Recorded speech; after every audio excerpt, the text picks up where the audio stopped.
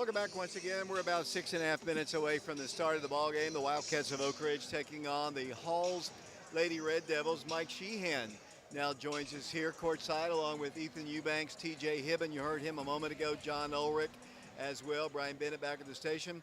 Mike, it seems like forever. It's only been 2 weeks. It'll be 2 weeks tomorrow, but it seems like forever.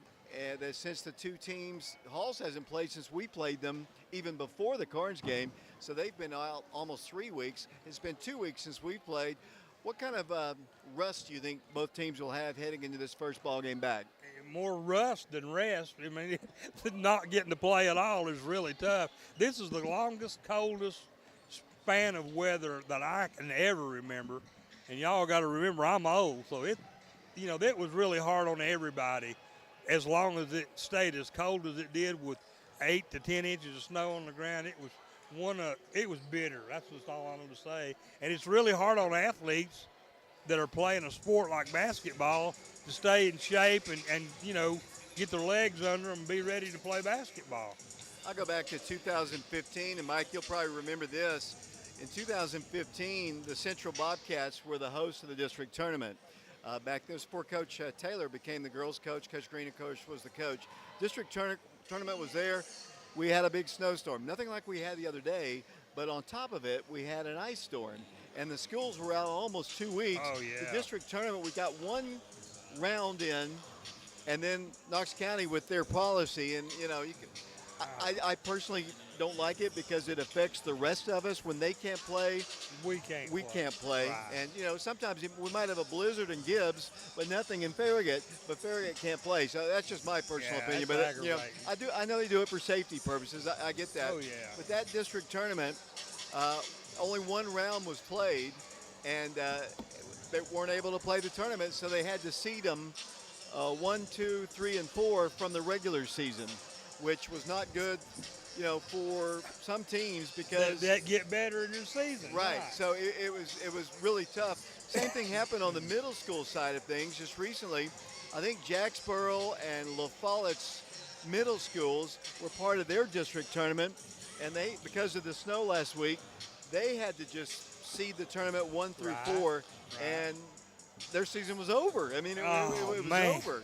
So very tough. That's an emotionally tough thing to happen, David. It really is. This weather, we can't control it. We just have to live with it as best we can. But it's been a real hardship on everybody, I know. Well, let's talk about this Lady Wildcat team. You got a chance to see them play against the Carnes Beavers, and Carnes was a team that Oak Ridge played in the district championship game a year ago. And Lady Wildcats won big after two very close games in the regular season. But a couple Saturdays ago, Lady Wildcats might have played their best ball game. I think so. I was there. I witnessed that game. In fact, I kept score, as a matter of fact. And it was a great game for the Lady Wildcats. I tell you, Alyana Porter has really come on, and Jenna Johnson has stepped up big time. I think she's finally getting used to her knee being the way it is, and she's playing great basketball. And then you add everybody else in, and they got a good team now. Their chemistry's getting better all the time. And it's even going to be better tonight because I don't want to spoil anything, but I believe our leading scorer from last year, Zayana Stewart, obviously was going to get a chance to play. Zayana has 730 career points. Wow. As a junior, has not played a single second this year. During the summer, she tore her ACL, and miraculously, her rehab is already complete, and she might see some action here tonight. I don't want to spoil it, but I think that's what I've been told, and I look forward to seeing her out on the floor. It was great to have her, and then the gang's all back together from a year ago. Why don't we take a break here? We are live at Halls High School on FM 92.7, FM 94.7, prepradio.com. We're also on Oak Ridge Schools Television, Channel 1082. We're streaming the game live on our YouTube channel, Prep Radio. It's Oak Ridge and Halls. Take a break. We'll send it back to Brian Bennett. We'll be back to Halls in 3 minutes.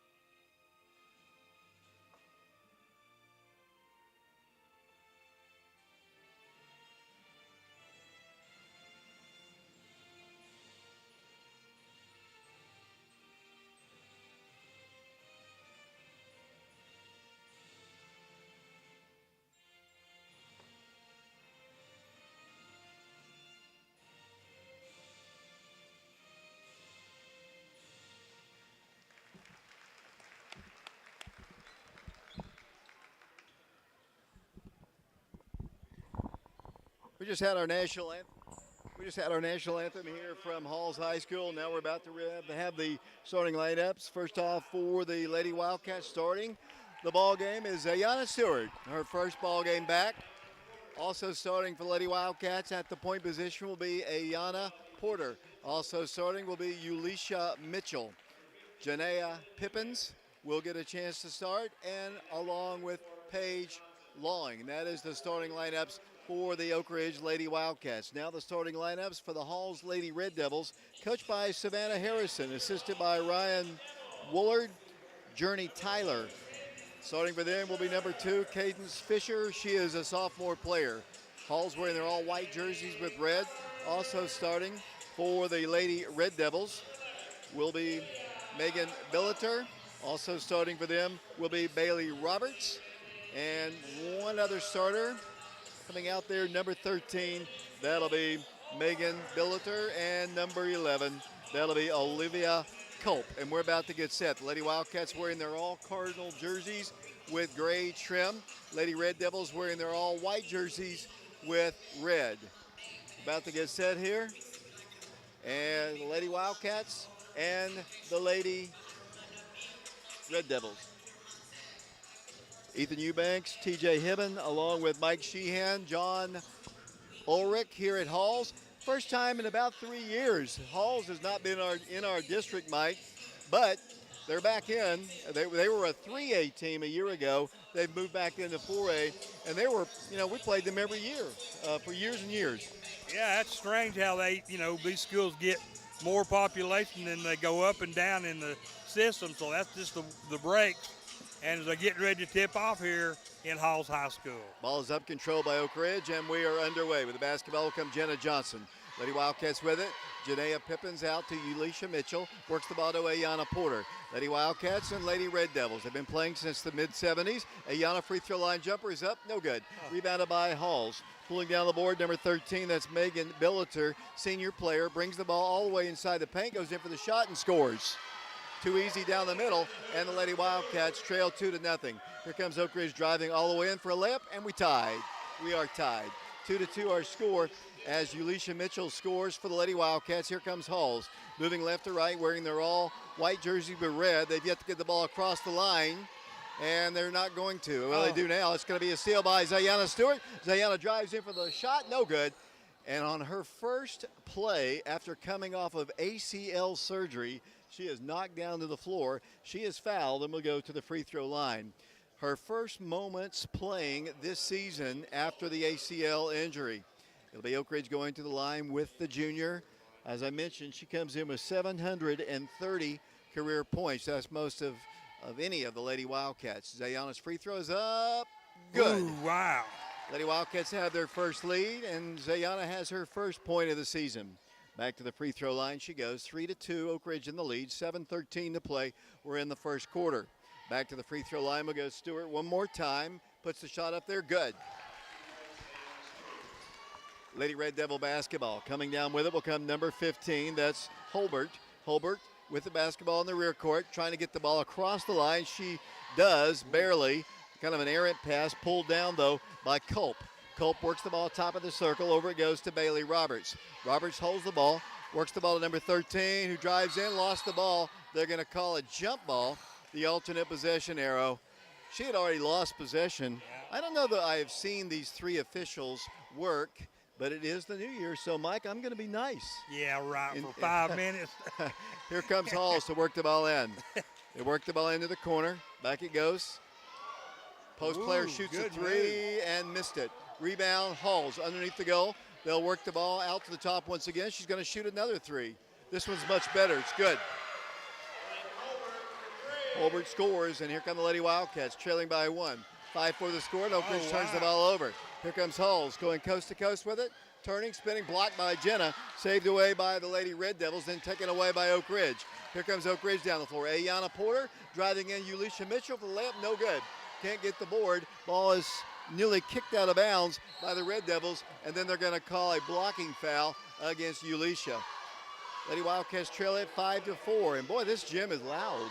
Yeah, it is. I mean, there's no more people than in here. These cheerleaders have really got lung power tonight. Yeah, they do. Here come the Lady Red Devils moving left to right. They lead Oak Ridge by a 5-4 score, trying to get the ball across the midcourt line. Bounce pass goes out to number 13, that's Billiter. Billiter works it out for another three. It's in and out, no good. Jenna Johnson on the rebound. Jenna coming down the floor, had 28 rebounds against Carnes, and that's a school record. Here comes Oak Ridge with the basketball. Zayana along the baseline, wanted to kick it out, does. Ulisha for three. Left corner, short. Rebound, Halls. Here come the Lady Red Devils, pushing it up the floor, and nearly a steal. Saved away by Oak Ridge. The Wildcats, Zayana Stewart steals it away, and here comes Oak Ridge. Driving with it, Ayana Porter off the glass shot, good. Lady Wildcats have the lead again. 6-5 the score, 5:31 to play in the first period. Here comes Halls. Oak Ridge pressuring as they work the ball across the midcourt line. Here comes a near steal. It is going to be Oak Ridge basketball. Yeah, sure is. Oh, man. I must have seen that differently. I must have too, because I didn't think Oak Ridge touched it, and it went a long way before it went out of bounds. But they said that a Wildcat touched it. Holbert's going to work the ball in from the baseline. Fires it in. They've got a shot if they want it. They take it. It's up. No good. Rebounded by Paige Lawing. Here comes Jenna Johnson to Ayana Porter. Ayana's going to bring it across the line to Jenna. Jenna cannot penetrate in. Backs it up to Porter. Ayana dribbles left. Comes all the way inside. All the way to the hole. Puts it up and scores.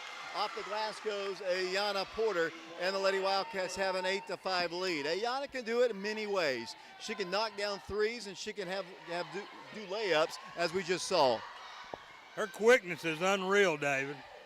Here comes Halls down the floor. They work the ball in for a shot. Partially rejected, but it goes in good. Man, it is loud in here.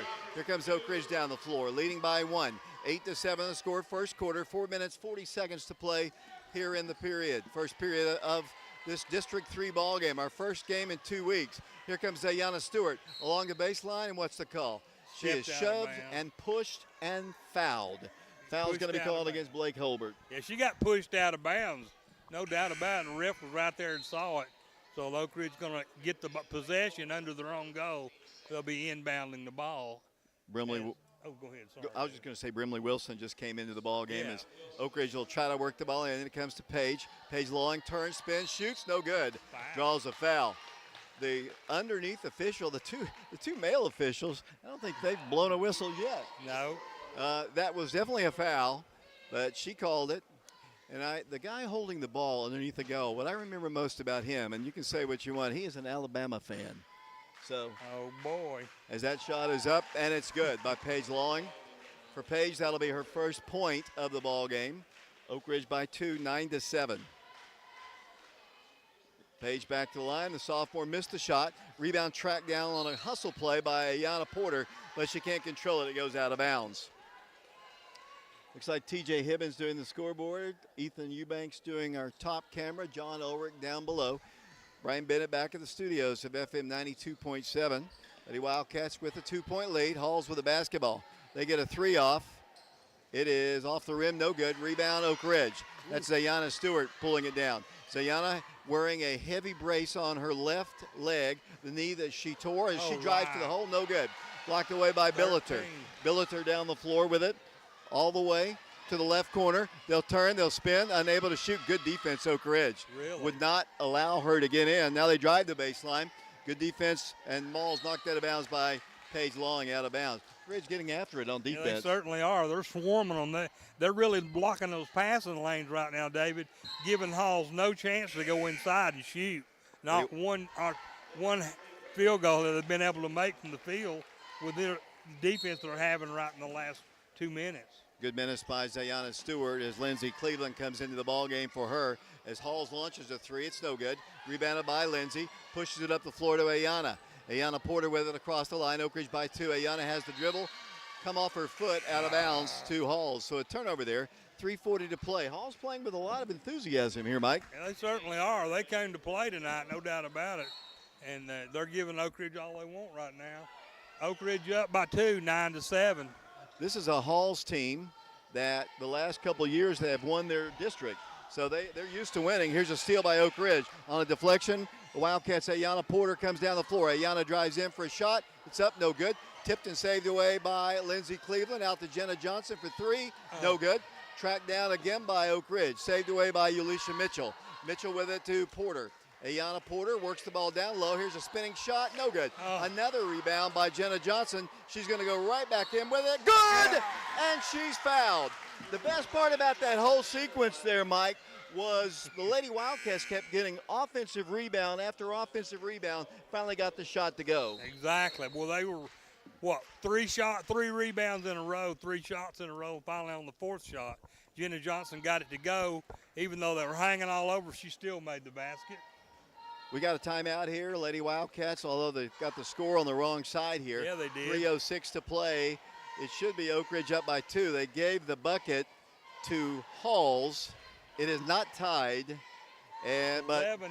yeah, I was going to take a break, but I've got I 11 wanted to to talk 9 through on my it. score sheet. Hopefully they'll change the scoreboard. Coach Wright's going to have to go over to the scores table and change it. It should be 11-7. I know they've got it 9-9 up on the scoreboard, and he obviously, when we're on their home floor, you expect they'll a get little it right in a minute.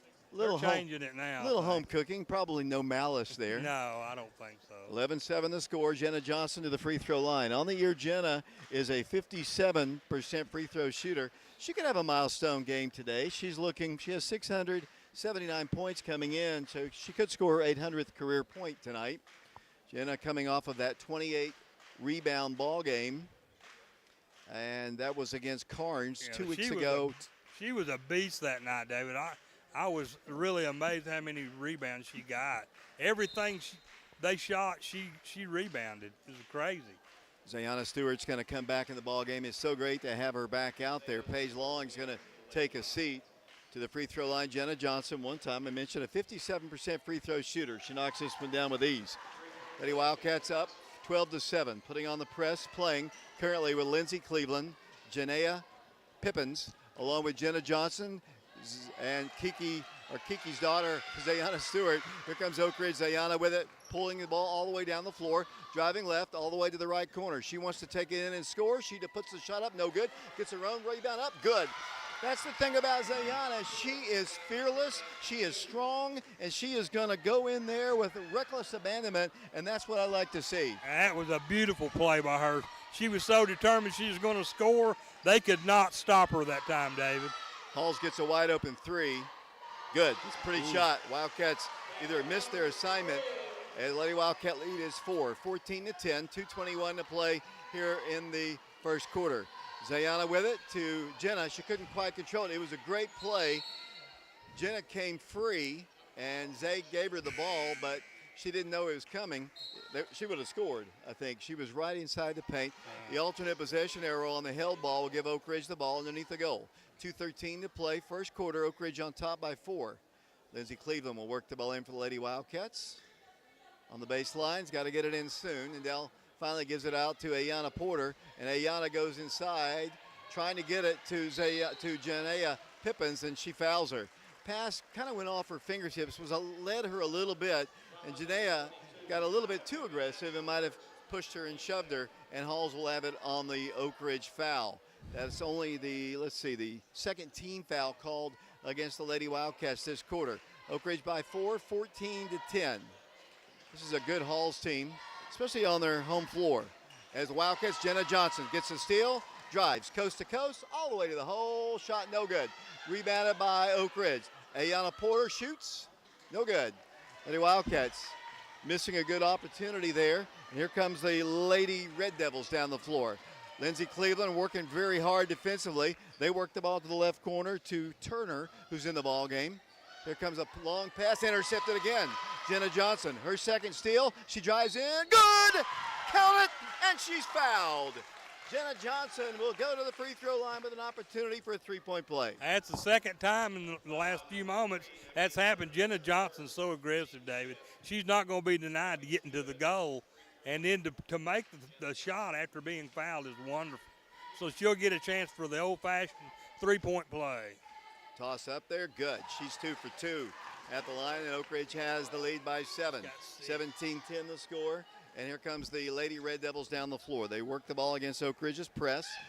The ball's kicked by Zayana Stewart. They tried to get the ball to a cutter who had come down the middle part of the lane, but Zayana got her legs up and kicked it away. Back in the ball game will come Blake Holbert, senior player. Halls will work the ball in. Bailey Roberts will do it from the baseline. Nope, they switch that up and give it out. The honors to Blake Holbert once again. Holbert on the baseline. Lady Wildcats up 17-10 here at Halls. District ball game. Here's the pass, and it comes top of the circle to Fisher. Fisher works the ball at number 11, cannot shoot. The Wildcat defense is tenacious right now. Wow. Oak Ridge will not let them have much of anything, and Halls is going to turn the ball over. I think. No, they're going to save it. Here comes number 15 against Jenna. Wants to shoot a little hook shot. Good. Wow, she just muscled that one up, Mike. She certainly did. She powered her way in, David. Here comes Oak Ridge's Ayana Stewart with the basketball. Oak Ridge works the ball. Jenna spinning 5-footer short. Gets her own rebound. Good. Jenna Johnson, little putback bucket, and Oak Ridge leads again by 7. 8. And she's got 8 points in the ball game. 19-12, the Lady Wildcats in the lead. 45 seconds to play here in the first quarter. Halls with the basketball. Lady Wildcats got to regroup defensively. Here comes number 11, right side for a shot. No good. Wildcats have the rebound. Janaea Pippins. Here it goes to Ayana Porter. She wasn't ready for the pass. She caught it. And the Lady Wildcats set it up to Lindsay Cleveland. Around is Ayana. Dribbles along the baseline, turning, spinning on the right block, puts it up. Good! Ayana Stewart scores a bucket, and Oak Ridge leads, and she's got 6. 21-12 the score. Lady Wildcats in the lead. Here comes Halls down the floor. Lady Red Devil basketball. Number 13, harassed everywhere she goes. Might have almost double dribbled. Pulls up and shoots, clang off the iron, but tip back up and good. I think actually Zayana might have knocked it in there. As here's the final shot. No good. As the first quarter comes to a close. Bailey Roberts just put it right back in the hole for them, for the Halls Red Devils. Got to take a break here. 21-14. We've played one quarter. We'll be back to Halls in 60 seconds.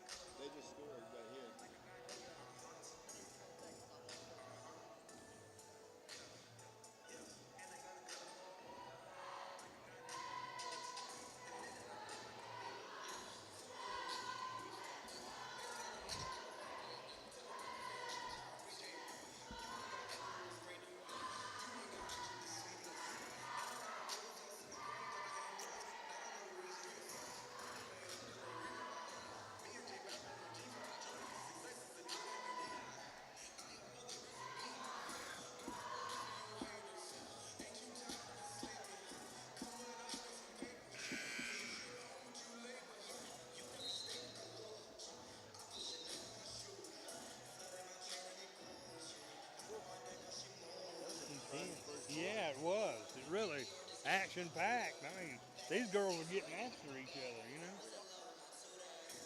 Quarterback once again, David Clary, along with Mike Sheehan, DJ Hibbett, Ethan Eubanks, Brian Bennett out to the station. First quarter, Wildcats on top 21-14. You know, one thing that I noticed the last time we played Halls, that was at the Wildcat Arena. Hall started out pretty strong, but the Wildcats just kind of eventually just warmed down. They absolutely, you took the words right off my list. They certainly did, as Oak Ridge just gets another defensive turnover, David. Great hustle play by Lindsay Cleveland that time. Kind of remind me what the score was of the first ball game. And the Lady Wildcats have it on their turnover after the first quarter. After the first quarter, the Lady Wildcats led 16-11 after one quarter. Yeah. So they're up here 21-14. Here's a three. Good! 3-point shot, Ayana Porter. And the Lady Wildcats have a 10-point lead. 24-14 the score. Here come the Lady Red Devils down the floor. Oak Ridge, little steal. Janaea Pippins turning, spinning, driving, shooting up, no good. Rebound by Lindsay Cleveland. Cleveland inside to Ulisha. Ulisha to the hole. He called a charge. Unbelievable. Oh, my. Unbelievable. Unbelievable. Bailey Roberts fouled her, David. Golly. Oh, well. Hard on my nerves, too. Crimson Tide. 24-14, Oak Ridge by 10. 7 minutes, 17 seconds to play in the second period. Here come the Red Devils down the floor. They work against Oak Ridge's press. They get the ball across the way this time. Wildcats didn't pick her up. There's the shot anyway. Rebounded by Janaea Pippins. Janaea down the floor quickly. Janaea gives it out to Ayana. Ayana dribbles. Ayana drives along the baseline, swings it out. Here comes Ulisha. Ulisha drives in, layup, no good. Too strong. Rebounded by Billiter. Here come the Lady Red Devils down the floor. Billiter moving left to right, brings the ball across the line. Continue to dribble. And whistle blows, and a foul is going to be called. 6 minutes, 44 seconds to play. We're in the third quarter. They go against Janea Pippins. That'll be her second personal foul. Team foul number 1 is called against Wildcats here in the second quarter. 24-14 the score, 6:42 to play, second period. Lady Red Devil basketball. Paige Long's back in the ball game. Oh, wow. Zayana just ripped the ball away. Zayana to the hole. Shot is on its way. No good. Rebound, Oak Ridge. Lindsay with it to Zayana. Zayana swings it out to Ayana. Ayana Porter dribbles in the paint, comes through the paint. Back to the right. Zayana thought about shooting a three. Goes to Paige. Paige turns. Kicks the ball back out. Get out of the lane. Oak Ridge. Shot is up. Good. 2-point shot there by the Lady Wildcats. Janea Pippins. And the Lady Wildcats have a 12-point lead. 26-14. The Lady Wildcats just putting the press on. Here's another steal. Ayana Porter, and there's a foul. Foul called against Cadence Fisher. Lady Wildcats have not pressed really like this much. I mean, they do have the press, but they are just sticking almost with the Jill Pruden kind of style. They certainly are. They're right in their face. I mean, they can't get control of the basketball because the Lady Wildcat defense is right on top of them. They're doing a super job. I don't know how many turnovers they've had, but it's a lot, and they're scoring off of them. It's a good thing. Here comes Ayana turning, spinning, driving, shooting up. No good. Hits the deck. She's okay, though. Down the floor will come the Hall's Lady Red Devils. We're trying to fix our mics as we work through here. Stay with us. Lady Red Devil basketball, three-pointer, hits the rim, no good. Rebound, Oak Ridge. Janea Pippins with it. Janea pulls the ball across the line, lobs it into Paige for the shot. She's fouled, and Paige Long will go to the free throw line. 26-14 the score. Lady Wildcats in the lead by 12. To the free throw line will go Paige Long. Paige on the year, looking for her free throw statistics. She puts the shot up, and it's good. 27-14 the score. Sophomore will go back to the free throw line. Lady Wildcats substituting. Jenna Johnson back in the ball game. Janea Pippins checks in. Paige is a sophomore. The one thing about this team, with the additions of Ayana, Lindsay, and Zayana now, they've got depth, which is something they didn't have at the first of the year. They just had youth at the first of the year. And that's very much truth. But getting Zayana back is just huge, David, no doubt about it. There's a walk. Good call. Yeah, good call by the official. As the Lady Wildcats will get it 28-14. We're going to run these girls to death, Mike. The more pressure defense is killing the Red Devils. I mean, they just keep turning the ball over. They're getting frustrated, David. 5:21 to play second quarter. We got T.J. Hibben and Ethan Eubanks here. Mr. Early's with us as well. As the Wildcats have the basketball. Left side it goes. Ayana for three. Left corner. Good. Ayana Porter. Man, that's her second of the ball game, and that is career number 54 for Ayana. Here's a steal by Oak Ridge. Paige Long, and Ayana's got 10, and she's going to drive again. She wants to score. She gives it into Paige instead. Paige Long kicks the ball back out to Zayana Stewart. Zayana swings it out. Jenna pulls up. She shoots a three. Good. Three-point shot, Jenna Johnson, and Coach Savannah Harrison has seen it up. Lady Wildcats up by 20, 34-14. We'll be back to Halls High School on FM 92.7 following this 60-second timeout.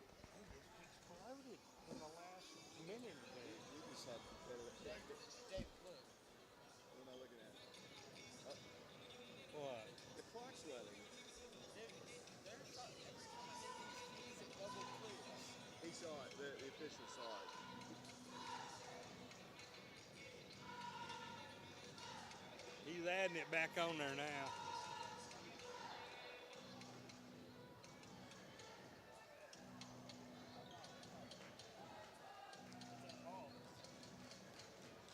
I mean, they just, like you said, they just wear them out, David. You'd be following them. Those girls shouldn't play at that speed. They need to. If they play at that Halls, they shouldn't play that fast. Right. If they do, they'll get worn out. Right. Number 15, she can't do it. Reminds me of Bella. Bella's not even dressed out, is she? Bella Boone's not even dressed out, is she? Okay. I'm not surprised. I'm sorry.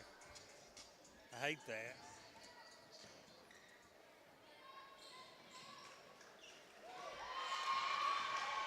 Lady Wildcats get a steal, and Jenna Johnson has another bucket. Jenna has at least 3 steals, so after Savannah Harrison's timeout, Lady Wildcats defense gets another steal. Ayana with it. Ayana drives in, shot, no good. Rebound to Halls. Here come the Lady Red Devils. Oak Ridge going to rip the ball away again. Oak Ridge is too athletic.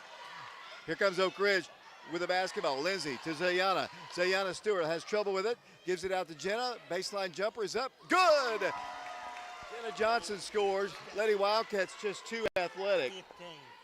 She's got 15 now, David. She's really dominating inside. It's the defense, and it's just wearing these Lady Red Devils out. Here comes Billiter down the floor. They started out strong, but it's been all Lady Wildcats. Their defense is just unbelievable. Another missed shot rebounded by Zayana Stewart.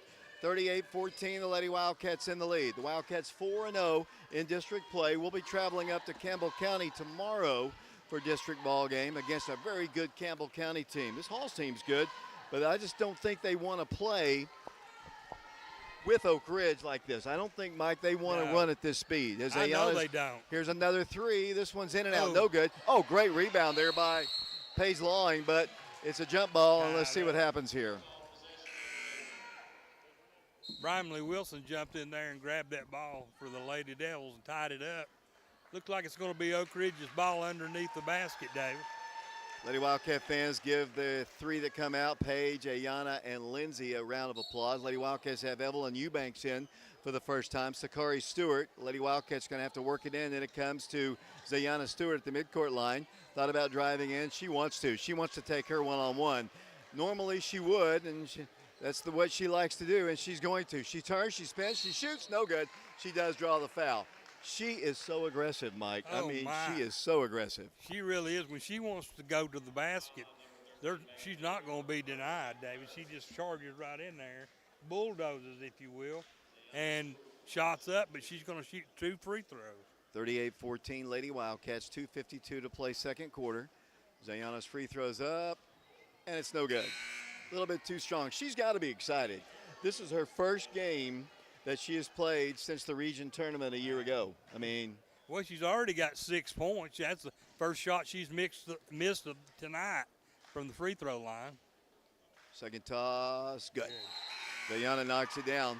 While I have a moment, I'd like to congratulate the Thompson family, Neil and Stephanie. They are grandparents yet again. New baby, born to former Wildcat Jeff Card and KK.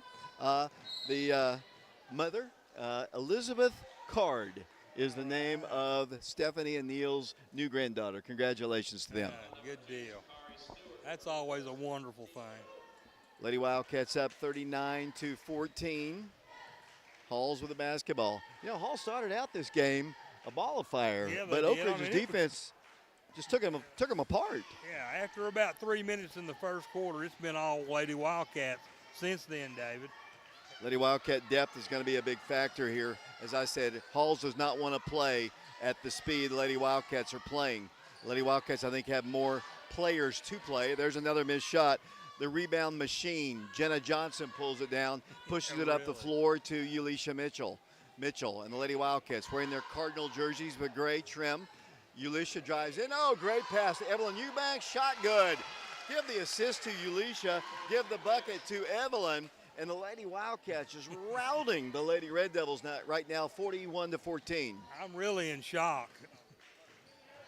Here comes Billiter for a shot, no good. Rebound out of bounds to Halls. David, I wonder how long it's been since Halls has scored a basket. You talk about a drought. They only had 14 at the half. They have not scored 1 point in this quarter. Wow. I didn't realize that. I knew the defense was stout, but wow. Here is another near steal. Ball's on the floor. It's a jump ball, the alternate possession arrow to the Halls Lady Red Devils. Minute 52 to play, second quarter, 41-14. Lady Wildcats, the only undefeated team in the district, and right now they're looking strong. They've got a lot of district games to go. They're going to really have to play strong tomorrow night because they're going up to Cougarville. And while it's really good this year, the Campbell County Cougars are real, and it's going to be a test tomorrow night. Nothing like this, I'm sure. 41-16, and they have finally scored, and Lady Wildcats are going to turn the ball over. And what's the call? They're going to call an offensive foul. And the play, well, I guess she probably did it. I kind of looked away, and it's going to be a foul against Oak Ridge. It's going to go against Ulisha. Ayana Porter is going to come back in the game. One thing, with all the ball games we have to play because of the rain or the snow, I guess we have the rain too, but because of the snow, the Lady Wildcats and the guys too are going to have to kind of substitute a little bit more freely, I think, to kind of keep their legs. Exactly right, because it's taking a toll on them not getting to play games. I mean, they practice, and they practice pretty hard. I watched your Off the Glass show Wednesday night, and Paige alluded to how well their practices have been.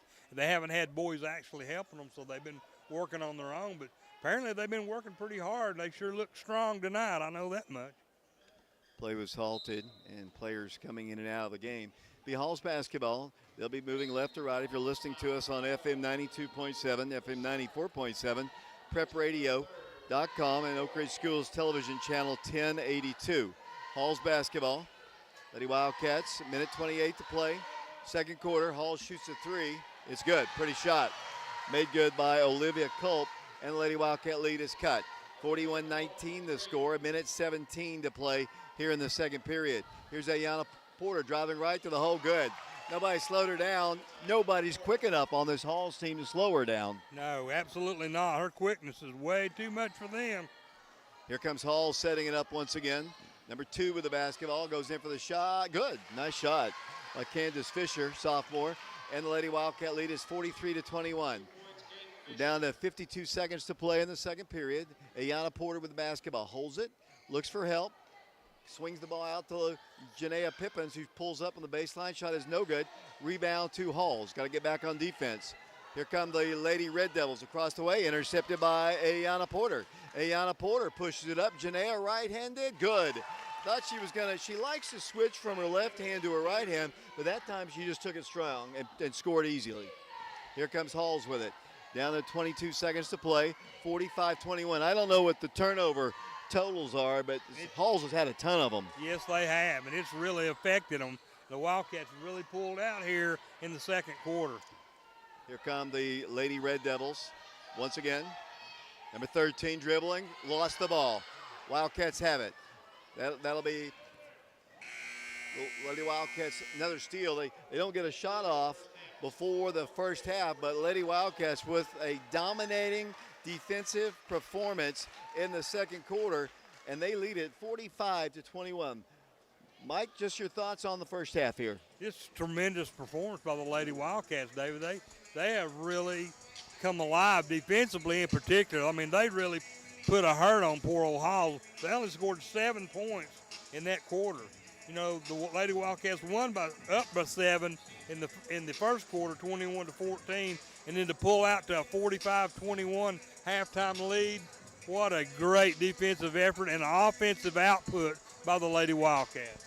Take a break here. We are live at Halls High School. Tomorrow night we'll be in Campbell County as the Wildcats and Lady Wildcats take on the Cougars and Lady Cougars. Brian Bennett's back in the studios of FM 92.7. We are also broadcasting on our YouTube channel, Prep Radio, and we're also on prepradio.com. We're on Oak Ridge Schools Television Channel 1082. Our special individual game sponsored tonight, Sexton Automotive of Oak Ridge. We'll take a break. We'll be back. Mike will have the stats following this 3-minute timeout.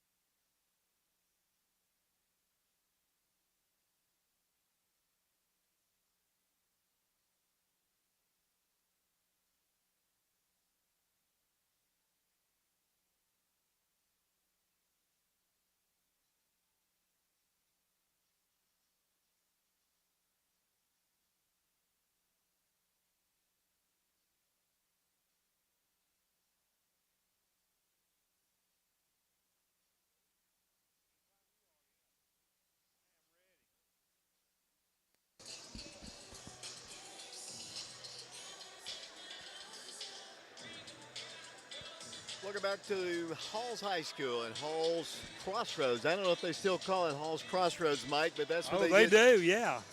Halftime score, Lady Wildcats are up 45-21. Mike, I know you've been keeping up with the scoring. Why don't you run down the scoring to this point? Okay, thank you, David. First, for the Halls Red Devils, Halls Lady Devils, Candace Fisher has 2. Bailey Roberts leads all the Halls scores with 9. Olivia Culp has 3 on a beautiful three-pointer. Megan Biltner has 2, and Blake Hobart has 5 for the Lady Devils, totaling 21. For the Lady Wildcats, Ziana Stewart on her maiden game, if you will, to come back after a long layoff due to an injury. She had 7 in the first half, very impressive 7, I might add. Played really great on offense. Ayanna Porter had 12. She always plays tough, David. She's just really been a great scorer for the Lady Wildcats here of late. Alicia Mitchell has 2. Evelyn Eubanks has 2.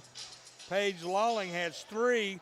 And to lead all scorers on the floor, no surprise here, Jenna Johnson with 15. You know, Mike, with the way our district is set up, the first place team and the second place team receive automatic buys in the first round of the district tournament. That means they are automatically in the regional tournament. Right now, the Lady Wildcats and the guys are both undefeated in the district, both in first place. The girls by two full games, the boys by 1 full game over Central, but Central has had a lot of postponements, so they haven't played nearly the same amount of district ball games. Right. The key is to win the regular season. Coach Green will tell you it doesn't matter. And like I said on the show the other day, you can go 0-25 during the year and still win the state championship. But the key is to get that first or second place in the district, hopefully a regular season championship, so you don't have to worry You're about automatically in there, right? What, if you don't mind me asking, where is the district this year? Central. It's going to be at Central. Okay, great. And you might. I was telling you a little story about Central in 2015 when it got snowed out basically, except for the first round. It kind of reminded me of this last week. Fortunately, it wasn't during the tournament. But, and I felt bad for J.D. Lambert, who was the athletic director at Central that year. I'd call him and say, "Are we going to play today?" And the snow was gone. But Knox County, if it's windy, they'll call off school. I know. They called off school for wind here about 2 weeks ago. I know. Wind. Wind, that's right. We're at halftime here, 45-21. The boys' game to follow here. As I mentioned, Oak Ridge has been able to practice some. Halls has only had 1 day of practice. They also have a rule where they cannot practice if they are not in school. So they have only had 1 day of practice to prepare for this. I mean, technically, they've only had. It shows, too. I'm going to tell you right now, sports fans, the Lady Wildcats have come out really strong. And Halls they were sucking air there after 3 minutes into the first quarter. Mike, what's your thoughts on the boys? The Wildcats going for their 17th win tonight. I've told you all year, I've been super impressed with these guys. They had a super tough holiday schedule, if you will, and everybody looks at that and they say, well, they got 5 losses. They're not that good. Wrong. They played some of the best teams in the United States, not just Tennessee. So, they've taken their lumps, and some of those games, they missed 2 games by a layup. They had a chance to win. It just wouldn't go down for whatever reason. But I like this team, and I'm hoping so bad they win it all this year. Yeah, I want to see that in my lifetime at some too. point. Yeah. Well, I saw it back in 1963. Remember, I've told you this numerous times. I was in Nashville when they won it in 1963. That was 60 years ago. I was 14 then. I'm 74. They're going to have to win one pretty soon, or I ain't going to make it. Well, we hope you do, Mike. Hopefully it'll be this year, and hopefully we'll have a few more after that. Let's take a break. Let's send it off to Brian Bennett. We're at halftime. The Lady Wildcats lead Halls 45-21. We'll be back with the second half in 60 seconds.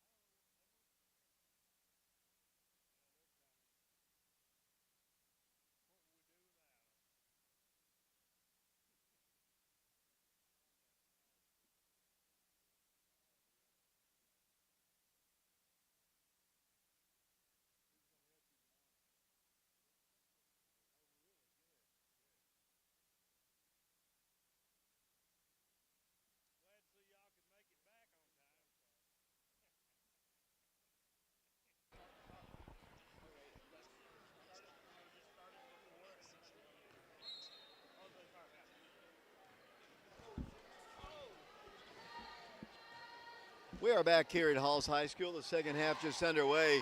One of the things we didn't talk about much at halftime is Lady Wildcats get the ball first, and I'll come back to that in a moment, was, obviously they scored 45 points, and they had a lot of steals away as the Wildcats get it into Jenna. Right back it goes Ayana, but their defense was just unbelievable in the first half, especially in that second quarter. It definitely was, David. I mean, Halls didn't score till like a minute and 24 seconds in the second quarter. That's how tough that defense was. And, the Halls Red Devils had a spurt there in the last minute of the game to score only 7 points in that whole quarter. That's great defense, David. 45-21 the score. Lady Wildcats with a jump ball. Halls has possession. Lady Wildcats, here's a steal. Lady Wildcats coast to coast. Ayana Porter, good! Count it! She is fouled by Candace Fisher, and Ayana Porter will go to the free throw line. Great steal, great effort. She just kept driving to the basket, wasn't going to be denied, and got fouled on the way in after she made the basket. Now the Lady Wildcats are up 47-21 with 7:13 here in the third quarter. 47-21, as Mike said. Shot is good by Ayana. Ayana, 58% free throw shooter. Make sure everything's good there. It is. Sorry. I keep getting text message, Mike. My mic, your mic, and everybody's mic at some point. Here's another steal. Jenna Johnson, right-handed off the glass. Good. Lady Wildcat defense. And this press that they might not have worked against, because this press is something different that the Lady Wildcats have installed here in the last little bit. They've been running a press, but this one has just been unbelievable. Yeah, it has. I mean, the pressure's amazing. And Halls just keeps putting up shots that don't go in. Lady Wildcats, Ayana Porter down the floor after the missed shot. Oak Ridge works it into Jenna. Jenna along the baseline. Could not shoot, backs it over to Ulisha Mitchell. Around to Ayana. To Paige Lawing, looks to drive. Pulls up, cannot shoot. Looks to her left, swings it out to Ulisha Mitchell. Ulisha drives to the right block, takes the shot, no good. Rebound, Halls. Pulling it away, number 15, that's Blake Holbert. Here come the Lady Red Devils down the floor. Oh, number 10 should have shot that. She had a wide-open three. They launch another one. That's a brick. Taken away by Zayana Stewart. Lady Wildcats, another track meet. Here's Zayana, coast to coast, right block shot, no good. What is she going to call? It is going to be a foul called against Holbert, and that'll send Zayana Stewart, her first game. If you just tuned in, Zayana tore her ACL in the summer and miraculously just kind of kicked butt on her rehab, Mike, and she's already playing here. And that's wonderful. She looks good too, Dave. She looks really strong. Yeah, Coach Taylor had been telling me she looks, just as good, just as quick, just as strong as she did last season, and that's just miraculous. She's still playing with the brace. We've got two girls that had ACL surgery. Obviously, Jenna Johnson tore hers against Powell in the regular season, missed the last 14 games of the year last year. And Zayana, as that free throw is good, but Zayana has missed the first 17 or 18 ball games this year, as that shot is good. Wildcats had a little bit of a breakdown off defensively, and here's Oak Ridge working into Paige Lawing for the shot, no good. Not a bad-looking shot, she just missed it, taken away by Billiter. 52-23, it's been all Oak Ridge in this one. They get a free throw line jumper. Ooh, that's pretty. Yeah. Nice little jumper there, Mike. At Megan Bittler that time, she drove right in there and put it in the basket. Unusual for the Halls Lady Red Devils. Long pass a little bit too long, and stepping out of bounds with it, I think, was Ulisha Mitchell. Lady Wildcats up 52-25. Trying to go 5-0 in district play, the only team in the district undefeated. They'll play a great Campbell County team tomorrow up in Cougarville, as Mike said earlier. Mike almost got into a fist fight in Campbell County about 30 years ago. Yeah, I did. It was a terrible thing. Wasn't my fault, though, I promise you, fans. It was theirs. 52-25. I wish I had been there to see that, though, as Oak Ridge gets a little 5-footer. It's going to be short. Missed that time by Ulisha. Pulled it down by Halls. Lady Wildcats back on defense here. The defense was the key, especially in that second quarter. Man, she likes to shoot, and she can knock them down. She's, I guess, the prototypical is, as Lady Wildcats bring the ball down the floor, another foul is going to be called. She would be, I guess, the prototypical post player, but she just pulls up and guns. She sure does. She's hit 2 of them so far, Dave, from three-point land and a layup. She's got 8 points now for the Lady Red Devils. Another foul call, they say a shooting violation, and Ayana Porter will go to the free throw line. They're going to get Holbert out of the game. Looks like they're going to check back in. Let's see who's coming in. Number 2 is going to come back in. That's Fisher. As Lady Wildcat, I turned away, Mike. Was it good? Yeah, no, she missed it. 52-28, players shuttling in and out of the game. Looks like Evelyn Eubanks is in the game. Lindsay Cleveland in the ball game. Janaea Pippins in the ball game. It was not a shooting violation, I guess, so Oak Ridge is going to get the ball here as Sakari Stewart's going to work the ball in, and it comes to Janaea. Janaea got a screen from Lindsay, left elbow, cannot shoot from there. The Wildcats court spacing needs to get a little bit better. Ayana's going to get it, dribble in, wanted to go all the way and could not. Here's Sakari left side, driving with it will come Oak Ridge's Janaea Pippins, and they call an offensive foul, an offensive player control foul, and they're going to say an elbow to the face, and that'll be her 3rd foul. And that's a tough one. I don't know about that call. I couldn't see it, but you know, she immediately looked at Coach Taylor and indicated an elbow to the face, and they called the offensive player control foul. So I mean, for the most part, though, the game's been officiated well. It has. I really can't complain a whole lot about the officials. Here Won't do me any good anyway. Here's a steal by Ayana and a layup. Good. They can't handle the pressure. I mean, they're trying hard. These Lady Red Devils are playing hard, Mike, but they just can't keep up with the pressure. No, they can't. Our talent level's way better than theirs, David. This is a Halls team that's won their district the last couple of years. That girl just lost the ball. They say last touch by Evelyn. Evelyn just snuffed that ball. She tried to throw it inside. Evelyn had no part of that. So she swatted it out of bounds. So I asked Evelyn the other day what makes her mad, and you know what she said? Her brother, Ethan Eubanks. And that's about the only thing that gets her mad. She looked pretty calm on off the glass Wednesday night. Yeah. There's a 5-second call. He's going to give the ball to Oak Ridge. I don't know what the turnover total is, Mike, but Halls just cannot deal with their pressure. I can't keep up with all these stats, and turnovers are one thing I can't keep up with. But like I said, Halls is playing hard. Oh, yeah. And Lady Wildcats, Evelyn Eubanks goes in, and she is fouled, and Evelyn will go to the free throw line. Evelyn, this year, and I'm not picking on her here, but she has yet to make a free throw this year. She is 0 for 4 on the year, and here's a good opportunity. I'm predicting she's going to make this one, David. She's got 2 coming. 54-28, Lady Wildcats, no good. Oh, me. 0 for 5 on the year at the free throw line. Her brother's jinxed her, I direct that towards her brother as a timeout is asked for. We're going to take it ourselves. 3:52 to play. We're in the third quarter. 54-28 the score. We'll send it back to Brian Bennett back at the station. We'll be back in 30 seconds.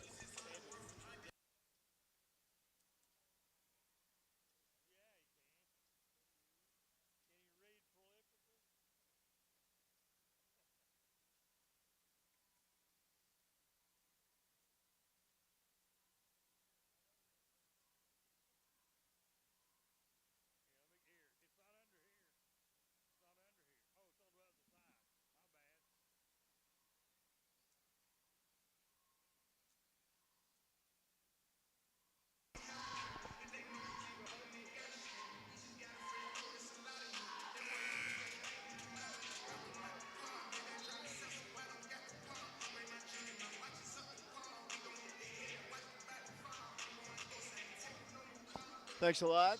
Lady Wildcats in the lead, 54-28 in this big district ball game on the road. Mike, you know as well as I do, and you've been to a lot of games here, this has always been a tough place for us to play in over the years.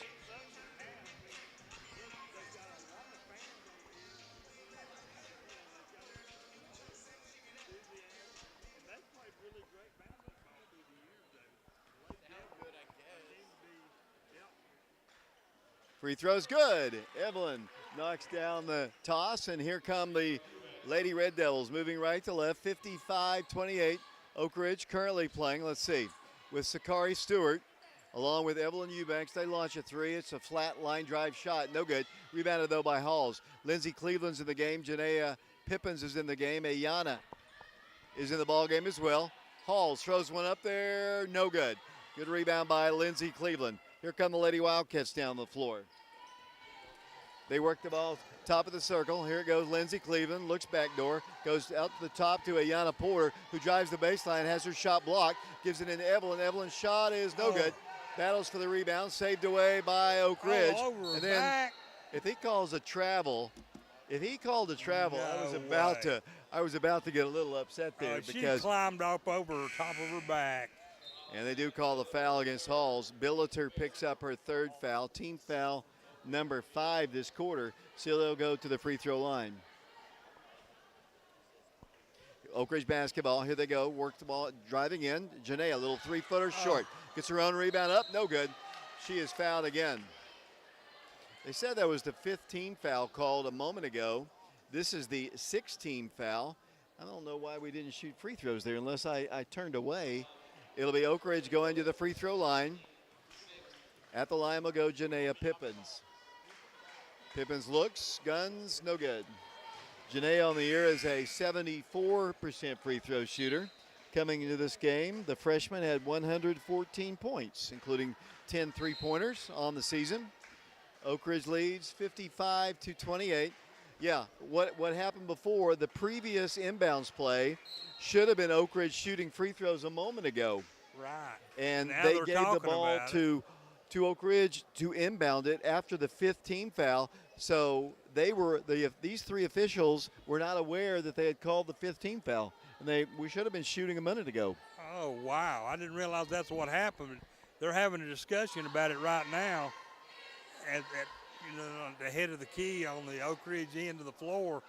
So I'm sure they've realized the errors of the way, but it's not going to bring it back. But it's not like, this game's not out of hand anyway. The Lady Wildcats leading 55-28 with 3:07 left here in the third quarter. And I'm not sure what they're going to decide. I've never seen, actually, I thought the Alabama fan was officiating. That's not him. I don't know that we've ever had these three guys before, Mike. I've never seen them before. They've done a good job, so, they make have. mistakes. And he probably did not. Was honest, I'm sure. They're talking with both coaches now, David. Right, and the female officials seems to be in charge, but isn't that the way it is, though? Well, no comment. 3:07 to play in the third quarter, 55-28. And let's see what they're going to do here. They're going to pull everybody back, and it's almost going to be treated like a technical foul. Really? And I think probably because it's probably a technical foul on the scorekeeper for not getting the word into the officials. And the Wildcats are shooting technicals. And I'm trying to see who that is shooting. Might be Sakari. It is Sakari Stewart. And she hit one of two. And now the Lady Wildcats will shoot. So, I knew it was the 15th foul, and they should have been shooting before. Yeah. Well, you should be officiating this game instead of calling it. Looks to me like. No, I don't. I'm not going to go that far. I don't think anybody wants to see me officiating games. That free throw is good by Janaea, and she hits the one, and they're going to give her two, and now she had already had shot the one. She missed it. Yeah, so they got it right. So they did finally. Yeah. She was getting ready to shoot another one, but they caught her. Lady Wildcats up by 29, 57-28. 3:03 to play third quarter. Halls with the basketball, number 11 with it. That's Olivia Culp. Here's another steal. Sakari with it over to Lindsay. To Sakari, catches it on a dead run. Cannot shoot it, lost the ball. Off the fingertips of Ulisha Mitchell. Here comes Halls down the floor. I don't know why she didn't go ahead and shoot it. Good defense, terrible pass. Number 11, Olivia Culp. Oak Ridge just creates so much havoc in the passing lanes, and they run up and down the floor, and they're always trying to sweep the ball away. This team has gotten so much better during the course of the year. And they've tipped a lot of balls that have been passed to another player, and the ball goes right into an Oak Ridge player. It's just been great defense by the Lady Wildcats. Ulisha Mitchell with it, works the ball to Sakari. Sakari Stewart drives in, three-footer, no good. Rebound, Halls. Lady Red Devils. The Wildcats have some substitutes in right now. The Lady Red Devils have some of their starters in, including Megan Billiter, who's their best player. She's a senior.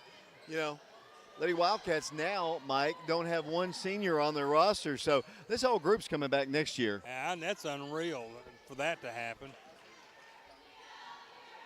Long three is good. That girl can shoot. That's our third three tonight for Blake Hobart. Here comes Oak Ridge's Ulisha Mitchell in for a shot. It's a great move, just couldn't finish. Lady Wildcat lead is 57-31. Back on defense goes Oak Ridge. Here's nearly a steal by, here's no way. That's an air ball. And lots of contact another there. Elbow. Ulisha Mitchell got popped in the face, and who are they going to call it on? I'm telling you, the female official is making the decision. If you notice, the two males are always looking to her to see what the call's going to be. So she obviously has the most experience. They're going to call a double foul. Yeah. And they were battling down underneath and got tangled up, David. And Jenna Pippins ended up getting one to the face. So they're going to got the short end of the stick on that one. It's going to be Bailey Roberts shooting, and then I think we'll shoot on the other end. Minute 41 to play third quarter, 57-31. The Lady Wildcats in the lead. Free throw up, good. At the line for them, Bailey Roberts. She's a junior. They have, let's see, 4 seniors on their roster. That free throw is short. And they're giving Halls the ball in under the goal, David. I guess it was not a double foul, just an intentional foul against Oak Ridge. I guess. So, and we'll go with that. She hit one of the two. 57-32. Lady Wildcats in the lead, headed for their 10th win of the year. If they can hold on, they'll go 5-0. They've got a good one tomorrow against Campbell County. And you know, as Oak Ridge tries to, good defense by Oak Ridge. Now they get a number 13 Billiter driving in. Here comes a shot short. Nice play. Evelyn Eubanks disrupted that whole situation, and she drives down the floor, has her shot blocked, saved by Oak Ridge. No good. Another foul call against Halls. Lady Wildcats. This looks like Lady Wildcat basketball, Mike. It certainly does. They're playing tough. I love to watch these girls play. They're really scrapping. Janaea Pippins is going to go to the free throw line here. A minute 25 to play third quarter. Free throw, no good.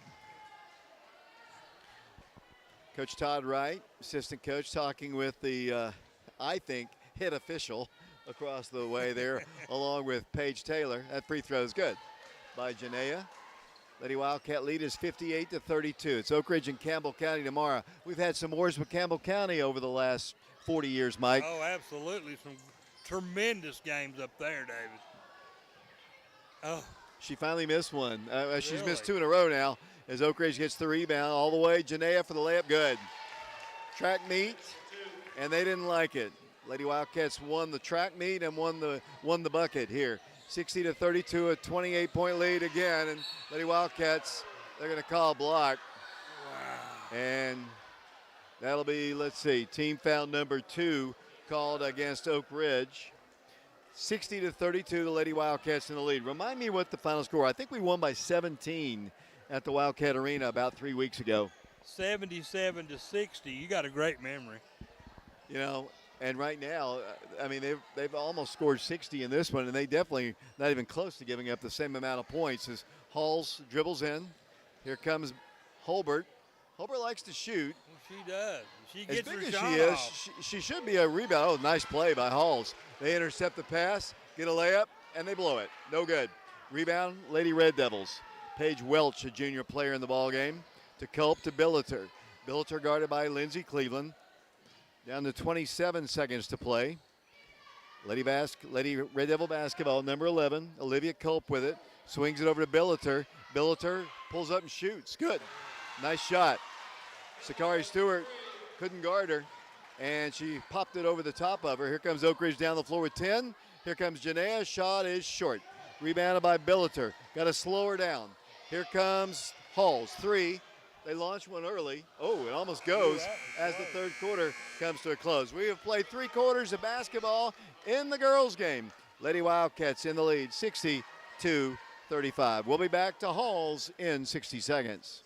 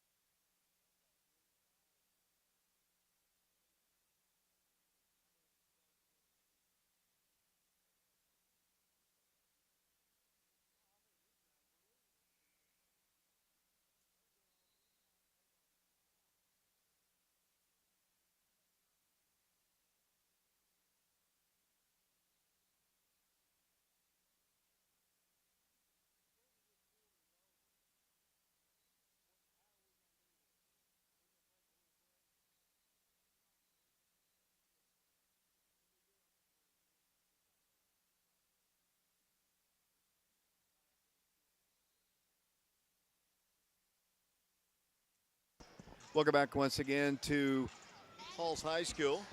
Apologize for that little momentary lapse there as I was I have to do so many things. I got to tweet out things. But I'm just taking pictures, everything. Yeah. Here comes Oak Ridge with the basketball, and there's going to be a foul against Halls. Going to go against number 2. That is Cadence Fisher. I might have been calling her Candace, but it is Cadence. I didn't bring my reading glasses there, Mr. Sheehan. I can understand. I can read it pretty good. And it is Cadence. You're right.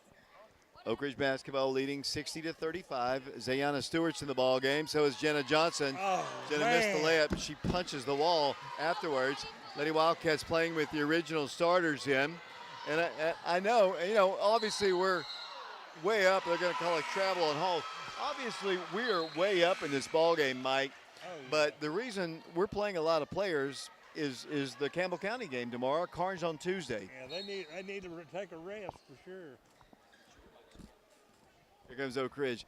Brian keeps telling me the mics are on or off, so. I thought I had it on. You did. I should trust you more, Mike. I've only been around you 30 years. Or Yeah, 31. Here comes a shot. It's on its way up. No good. Oh, nice board by Page. Stripped to the ball, and they're going to call a foul against Halls. 7:29 to play. Working camera right now. We got TJ Hibben. We got Ethan Eubanks. Got John Ulrich down on the floor. Brian Bennett back at the station. They're going to say it's a shooting violation, and Paige Lawing will go to the free throw line. Mike, what has Paige done tonight? Let's see, David. She's got 3 points right now. She hasn't scored here in the second half, but boy, she was great earlier. Free throw is good by the sophomore. And Lady Wildcat Now lead she's is got 61-35. As I mentioned, Mike, there's not a senior on this roster. That surprises me, David. It really does. This is a young, very talented team. As Paige Lawling makes her second free throw of the night, now she has 5 points. 62-35, Lady Wildcats in the lead. Halls basketball, Lady Wildcats currently playing with Ayana Porter, Zayana Stewart, along with Jenna Johnson, Paige Lawing, and Ulisha Mitchell. Oh, blocked shot by Paige. Nice play, Paige Lawing. Here comes Ayana Porter, coast to coast, off the glass. Good! Ayana scores, and they just can't keep up, Mike. No, they're blowing right by them, David, as the score's all the way out, 64-35. I'm not, and I've said it multiple times here, Halls is playing hard. They just they cannot athletically keep up with the quickness the Wildcats have. No way. Billiter, left corner, they shoot a three. Good. One thing, no good. One rebounded by Lawing. Lady Wildcats. Here's Ulisha. Off the glass shot. Good. Holbert got beaten down the floor, and the Lady Wildcat lead is 31. 66-35. They beat them by 17 at Oak Ridge about 3 weeks ago. I think it was January the 9th. And what an improvement here. Well, I mean, they've only had one practice in 2 weeks. No wonder, and Oak Ridge has been able to practice more. And it shows, David. It really helps out to practice. As the Lady Wildcats turned it over on a they stepped on the baseline, I think. Oh, okay. You know, Holbert, who can shoot from the outside. You remember Madison Brady, who played for Campbell County a few years ago? Yes, she's on the same kind of build as her, but, man, she can shoot. She certainly can. She's proven that tonight with 3 3-pointers and a field goal. Blake Holbert is a force to be reckoned with. 6:17 to play in the ball game. 66-35 the score. Free throw line jumper is an air ball out of bounds. It'll be Oak Ridge basketball. The first thing that goes to shooters is their legs, and I think these girls have just been run to death, and their legs are dead. You're right, absolutely. They just have no jump in them, Dave. They've missed so many shots, it's not even remotely funny how many they've missed. Oak Ridge gets another layup opportunity, and they score. Wildcats hit the bucket. Ulisha Mitchell scores, and then a warning goes against Ulisha. She kind of knocked the ball away from the Red Devils' ability to turn it over. It's just a warning, no foul there. 68-35, Lady Wildcats. I think that you said they scored 70 the first time they played them, was 70. Yeah. Yes. So Lady Wildcats almost another steal. Not an over and back there. Here comes Halls trying to get the ball back across the line. Oak Ridge defense. Billiter drives in, has all kinds of trouble with it. Lady Wildcats get it. Billiter too much dribbling. Oh boy. Sakari came down the floor in a track meet. Then an offensive player control foul is called against Oak Ridge. 22. And That's 4 on Jenna Pippins, David. She got caught tripping that time. 5:37 to play in the game, 68-35. It has been all Oak Ridge. Tomorrow it's Oak Ridge and Campbell County. We'll have the broadcast beginning at 6. We're going to be joined by Will Presley, one of the receivers on the Oak Ridge football team. We look forward to Will joining us tomorrow on our crew. Kind of an outgoing guy. Maybe we can get him to do the Will dance on the camera. Ethan, have you ever seen Will dance? Yeah, it's not pretty. We won't do it. With the basketball will come the Red Devils. 5:15 to play, 68-35. Here's a shot from 3. It's up, no good. Rebound is Sakari. Sakari coming down the ball quickly to Ulisha Mitchell. Ulisha pulls up, takes an 8-footer. It's no good. Rebounded to the Lady Red Devils. They save it on the sideline. Bring the ball down for a 3. Brick, no good. Rebound Oak Ridge, Sakari Stewart. The Lady Wildcats rushing them, hurrying them up, and that's the whole point of pressing somebody, is to just hurry them up and make them make mistakes. Yeah, that breaks down their defense, and the Wildcats score at will. And they are scoring at will. Another bucket there by Ulisha, and the Lady Wildcats have the lead 70-35 with 4.5 minutes to play in the basketball game. 3-pointer. Air ball again. Lady Wildcats have it again. Here comes the track meet. Lady Wildcats, they had Paige early. She catches it on the baseline and got shoved by Miss Holbert. And she pounds her fist as she couldn't really stop her momentum. I think she didn't really mean to, but she just couldn't stop her momentum. She could not, and she pushed her right out of bounds, actually, and the Wildcats are going to retain possession, leading by 35 now, 70-35.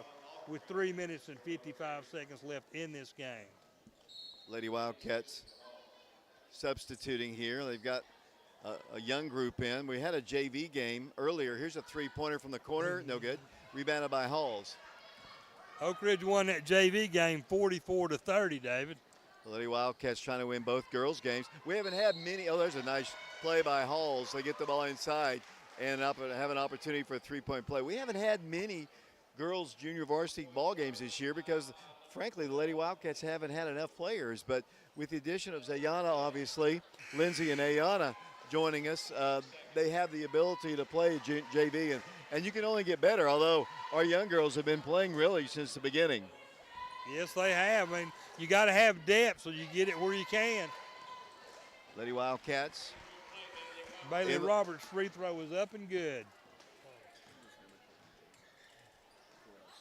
Lady Wildcat basketball.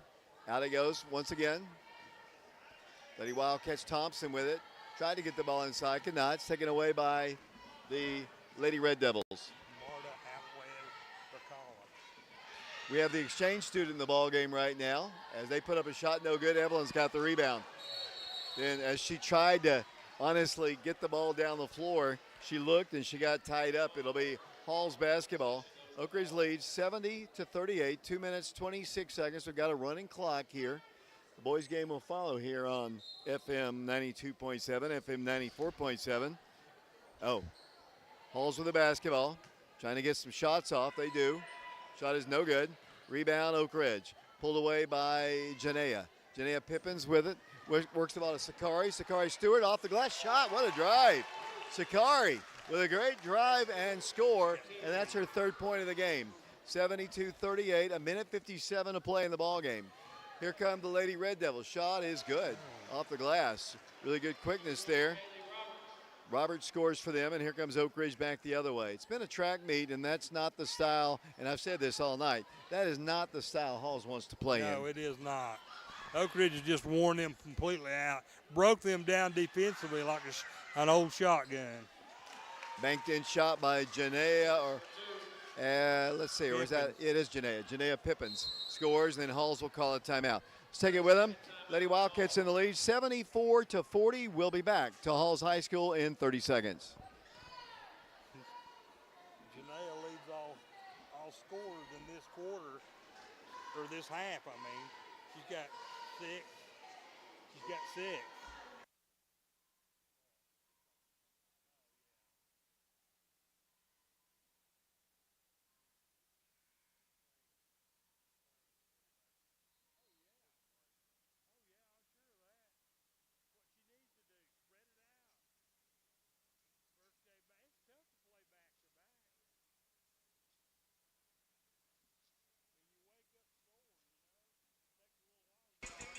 David Clary, Mike Sheehan back here along with Jaden Early, Ethan Eubanks, along with TJ Hibben, John Ulrich.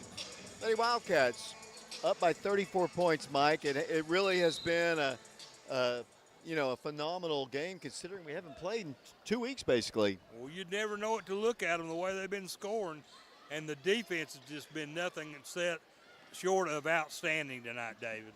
Kia, this is a big district ball game. Here's another steal by Sakari, and she is so fast. Coast to coast, off the glass shot, good.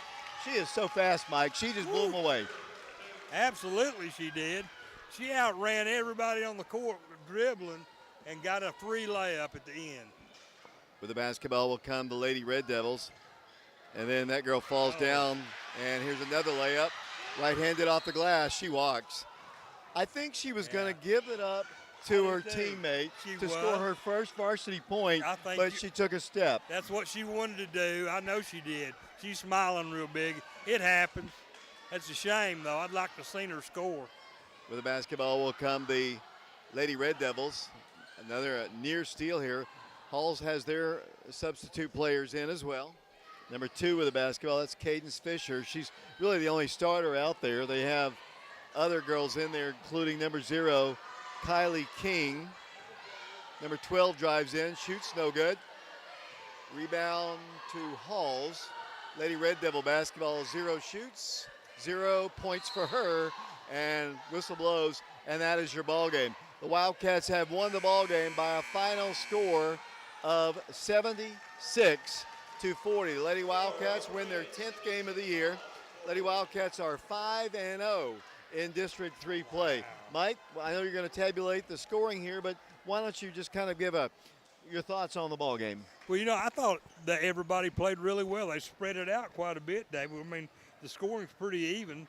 Of course, Alana Porter's done outstanding as usual.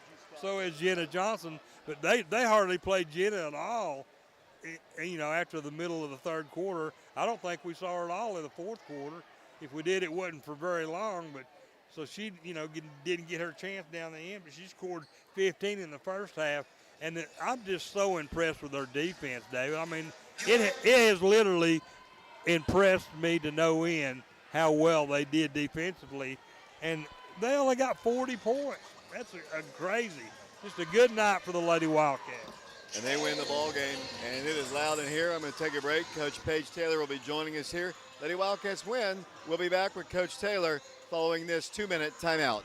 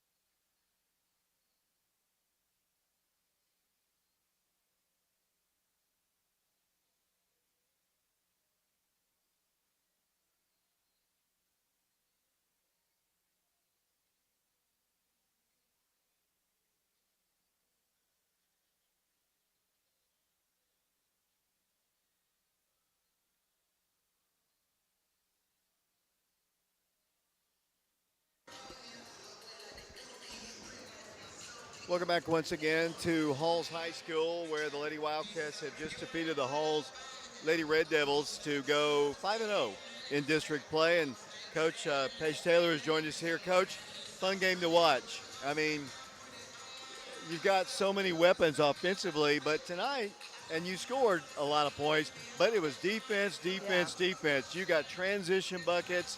You rebounded very well, I thought, but it was the transition buckets, which you've been clamoring for almost all season long. Some games, the games we've lost, basically, haven't been able to get many. But tonight, you were just all over the place defensively. Yeah, and that's one thing we've been fortunate to be able to practice a little bit this past week and get back into some conditioning shape. And we've worked a lot on transition and starting with defense and then transitioning into offense. And, I think they're kind of starting to get it a little bit and understand. Like I tell them, the game's more fun up and down, and getting steals and shooting layups and sharing the basketball. But we made some really great reads in our press tonight. And, I mean, I was for sure pleased. With all the ball games you've got to play, and with Campbell County, a really good Campbell County team tomorrow, you got to play a lot of people. In fact, your starters got to sit a lot, which is going to hopefully help you tomorrow. Yeah, that was intentional, knowing, that we turned right around and play at Campbell County. Once we kind of separated a little bit, I was able to mix in some kids, and I told them at halftime, we got to win this game first. It's not over. The score until for 16 more minutes, it's not over, but we're going to play. And we're going to play hard and be aggressive. But, as soon as I can, I'm going to get these younger girls in and hopefully save some legs for tomorrow. One of the things I like about the way this team is evolving is the unselfishness of this group. And I really like to see that. Yeah, they're to me, I hate to say it because, kind of this season, I never knew what we were going to get. We'd have a really good practice, and then we didn't show up in a game. And this week, practice has been fun. The girls, we were out and couldn't practice with snow, but they wanted in the gym. This group wants in the gym. Great. We had a drill that we did that they couldn't get, and I told them we're not leaving practice until we get it. And when they finally got it, they celebrated. It was, they took ownership of that. And as long as they keep playing like this, the unselfishness, it just makes it fun because it is a total team effort from the bench out to the court. I know you've got to be very happy for Zayana Stewart to rejoin your team. I've talked to you for the last several months. Just a miraculous ability to come back. And I can't really tell much difference between her after major surgery. Right. Yeah, no, Zay's a kid that, I had no doubt in my mind that she was going to work really hard to rehab and in her physical therapy, and it would just be a matter of getting the knee healthy enough to get her back. But, mentally, I was talking to her mom. We were, she only knows one speed. Right. And that's all out, 100%. That's all the kid knows. And to mentally come back, to physically come back, she may be a little rusty, but it's not. She's in a much better place than most people would think. It's not lack of effort. No, it is not lack of effort. She's all out. Did you hold your breath? I think the first play she got knocked to the floor down there. Well, it's been happening in practice some, but just because that's how she plays. She's a physical player. She draws contact. She's popped up every single time, and it's one of those things where you just got to trust it and trust her, and go with it. I've said this a lot, and you can tell that team just ran out of gas. You had the big girl who could really shoot. She shot it well. But she was out of gas at the end of the ball game. And your depth now, and you and I were talking before the interview here, when you didn't have Ayana Lindsay and Zayana, you had younger girls playing. Right. And they got a lot of experience. And now, as you described it, I'll let you describe it, they're not freshmen anymore for the most part. Yeah, I remember in college every year, I remember when I was a freshman, my college coach after December said, "You're not a freshman anymore." Like that, if you had your time to get your feet wet, now you're not a freshman anymore. But that comes with experience, and playing. And that's what the great thing about having to play Janaea and Ulisha, what were the expectations that we were putting on them, maybe unrealistic or a lot to ask of them? Yeah, constantly we were telling them, we may be asking more than what you can give, but we're going to find it. And I think them pushing through that and meeting those expectations, now at this part of the season, they're not freshmen anymore. They're not playing like freshmen. So now you have to turn the page and get ready to play tomorrow against a very good Campbell County team. Campbell County, you've talked about them being able to shoot the ball, and Yeah, I don't know anything about them, to be honest with Yeah, you. I mean, they're pretty much the same team they had last year, minus a couple players, and with the addition of their starting point guard's a freshman. Coach Kitts has two daughters out on the court now playing, and one of them is a freshman point guard, but they shoot the ball really well. They drive. They attack the basket really hard. You know, if they're playing together, they're tough. You know, and we've just got to go out and compete. It's going to be physical. It's going to be gritty, and we got to be ready for that. And hopefully we'll get a crowd up there because they will pack that gym Yeah, out. it'd be nice to have some fans up there tomorrow night. Coach, thanks a lot. Your final comments on the win tonight. Just proud of our girls. You know, I mean, when we haven't played in almost 2 weeks, you know, you never know. I mean, when we had taken a break before like Thanksgiving and we didn't play and we came back, I mean, we were slow starting and slow getting them. But, you know, I feel like tonight we haven't missed a beat. And hopefully that's the direction we keep talking about. We're going up. We're only going one way, and we got to keep going. Coach, we'll talk to you tomorrow. Thank you. Lady Wildcats win the ball game over Halls, and they took the score off so quick. Luckily Mike wrote it down. I'm going to take a break here, send it back to Brian at the station. Lady Wildcats win, the boys game to follow. Take a shortened break here. Mike, I'll let Mike tally up the stats here. I don't know if you're ready to do that now, but I'll take a break. We'll be back to Halls in 60 seconds.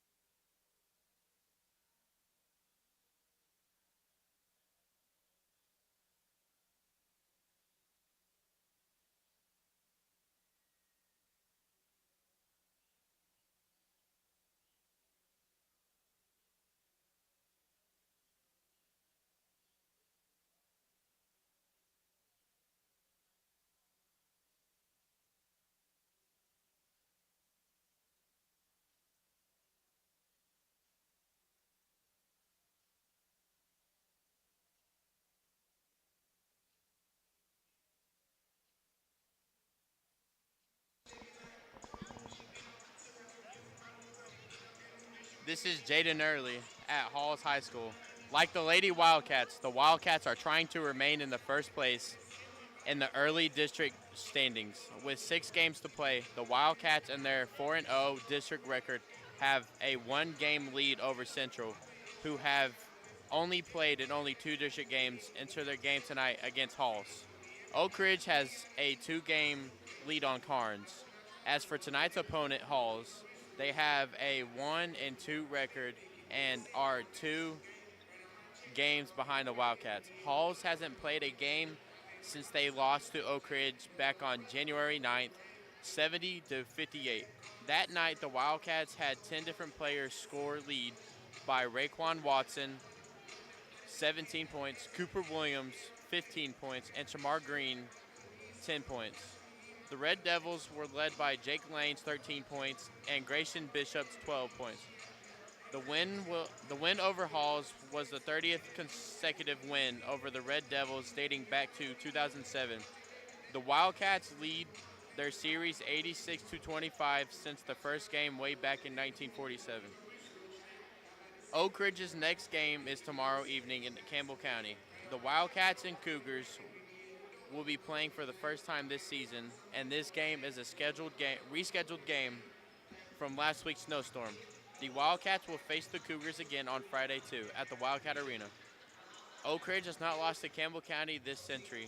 The last Campbell County win came in 1999. Oak Ridge has beaten the Cougars 51 straight times, dating back to the second game of the 1999 early 2000 season.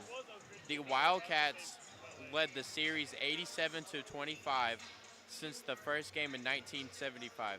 Just 2 years ago, the Wildcats played the Cougars for the district championship. Last season, Oak Ridge won 63-61 at Campbell County and 85-61 at the Wildcat Arena. Tonight, we are broadcasting on FM 92.7, and we will again tomorrow up in Campbell County. Tonight's games are sponsored in the part by the Fox Insurance Group, Jamie Brooks for Anderson County Chancellor, the Oak Ridge Utility District, Washboard Wash and Fold, Knoxville Orthopedic Clinic, TN Bank of Oak Ridge, Mainstream Lofts, Lauren Lynn Green with State Farm, and Mike Kelly with Betsy Coleman Realty. We are also on prepradio.com and Oak Ridge Schools Television Channel 1082 and streaming both games live on our YouTube channel, Prep Radio. It's time for a break. We will be back to Halls High School with the starting lineups following the 3-minute timeout.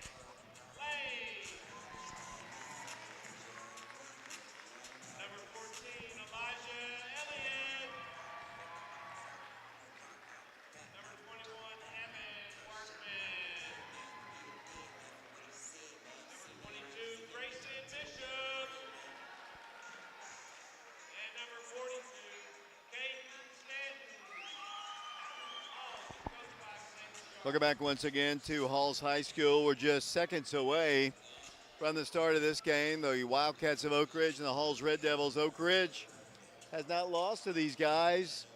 Oak Ridge has won 30 straight over Halls all the way back to the early 2000s. And there's been some really good Halls teams during that time. The Wildcats have had their way. They beat them earlier at the Oak Ridge Gym, but this is a good Halls team. Make no mistake about it, the Wildcats will have to play well today. Oh, yeah. This long layoff, it's going to hurt Halls more than it is Oak Ridge because I know they've been practicing. I will watch that off the glass show Wednesday night. Ball's up, controlled by Shamar Green, and we are underway. The Wildcats come out with Price Davis at the point. Wildcats have Caden Brighthart in the ballgame, Brandon Hayward, Garrett Giles, along with Shamar, who had the opening tip, works it out to Price, who launches a three. It's up, no good. Brandon can't get the rebound. It goes out of bounds. It'll be Halls basketball. They'll be moving left to right. Number 2 works the ball in. That'll be Jake Lane. Jake had a really good game against Oak Ridge earlier back on January the 9th. No score, just underway. Red Devil basketball here. They're wearing their all-white jerseys with red numerals. Wildcats in their cardinal and gray. The basketball will come Halls. Number 14 with the basketball, that's Elijah Elliott. Good defense there by Price. Tries to shoot over Shamar. Does. No good. Rebound to Caden Brighthart. Caden coming down the floor. Pushes it up to Price. Price early had Garrett Giles but couldn't get the ball to him, and he'll set it up once again. Wildcats with the basketball. Garrett with it over to Price Davis. Wildcats, Caden Brighthart. Free throw line jumper is good. 2-point bucket by Caden, and the Wildcats have a 2-0 lead. 6 minutes, 55 seconds to play. If you're wondering where Cooper Williams and Raekwon Watson are, they are here. They will play. And, you know, you got to have some discipline on the team, and Coach Green is all about that. They were 4 minutes late for practice as they put up a shot, no good. Caden's got the rebound. 4 minutes late for practice, so they don't start. Well, that happens, you know. You got to be disciplined. You got to be on time. Coach Green expects that out of his guys, and well, he should. Caden for three. No good. Rebound, Brandon Hayward. Let's see if they pushed off. They're going to call a personal foul, I think, against number 14, Elijah Elliott of Halls. 2-0 Wildcats, 6:24 to play. We're in the first quarter. Oak Ridge works it into Price Davis. Wildcats with it to Caden. Free throw line, dribbles in, stops, fadeaway jumper, no good. Brandon Hayward had the rebound for a second, lost it. He is fouled. Yeah. Foul called against the Red Devils. 22. Kind of a cheapie, as that'll be their second team foul, and the Wildcats will get it. Grayson Bishop on the foul that time for the Red Devils. He's a senior player of this team. Got a standing room only crowd up here. Yeah, really? What's going on with that? Yeah. They're going to call the foul. Let's see. They make sure if it's on the right person. I think he just 22. changed it. He might Grayson have. Bishop. It I is got it all. And that is correct. It'll be Oak Ridge basketball leading 2-0. 6:16 to play first quarter. We'll have the rundown of the scoring when we get a chance. Garrett Giles with the basketball to Shamar. Shamar turns, spins, swings it out to Price Davis. Good defense by the Red Devils. Oak Ridge basketball. Price Davis. I was going to say this a minute ago as the Wildcats throw the ball away. Going to say it, and here comes Cooper and Ray into the ballgame. Yeah. I was going to say it. He's seen enough. This particular group is not used to playing together, so they looked a little bit out of sync. Yeah, they definitely did. Can't deny that part. Oak Ridge They on turned top. it over. Oak Ridge on top 2-0. Here come the Red Devils down the floor, moving left to right. Before we go any farther, and I see him down on the bench, but what a tragic end to Brennan Scott as they work the ball in for a shot. Good. They score off the glass with Evan Workman, and it's a 2-2 ball game. Here comes Oak Ridge down the floor. The Wildcats work it into Cooper Williams, double team, swings it out to Caden Brightheart.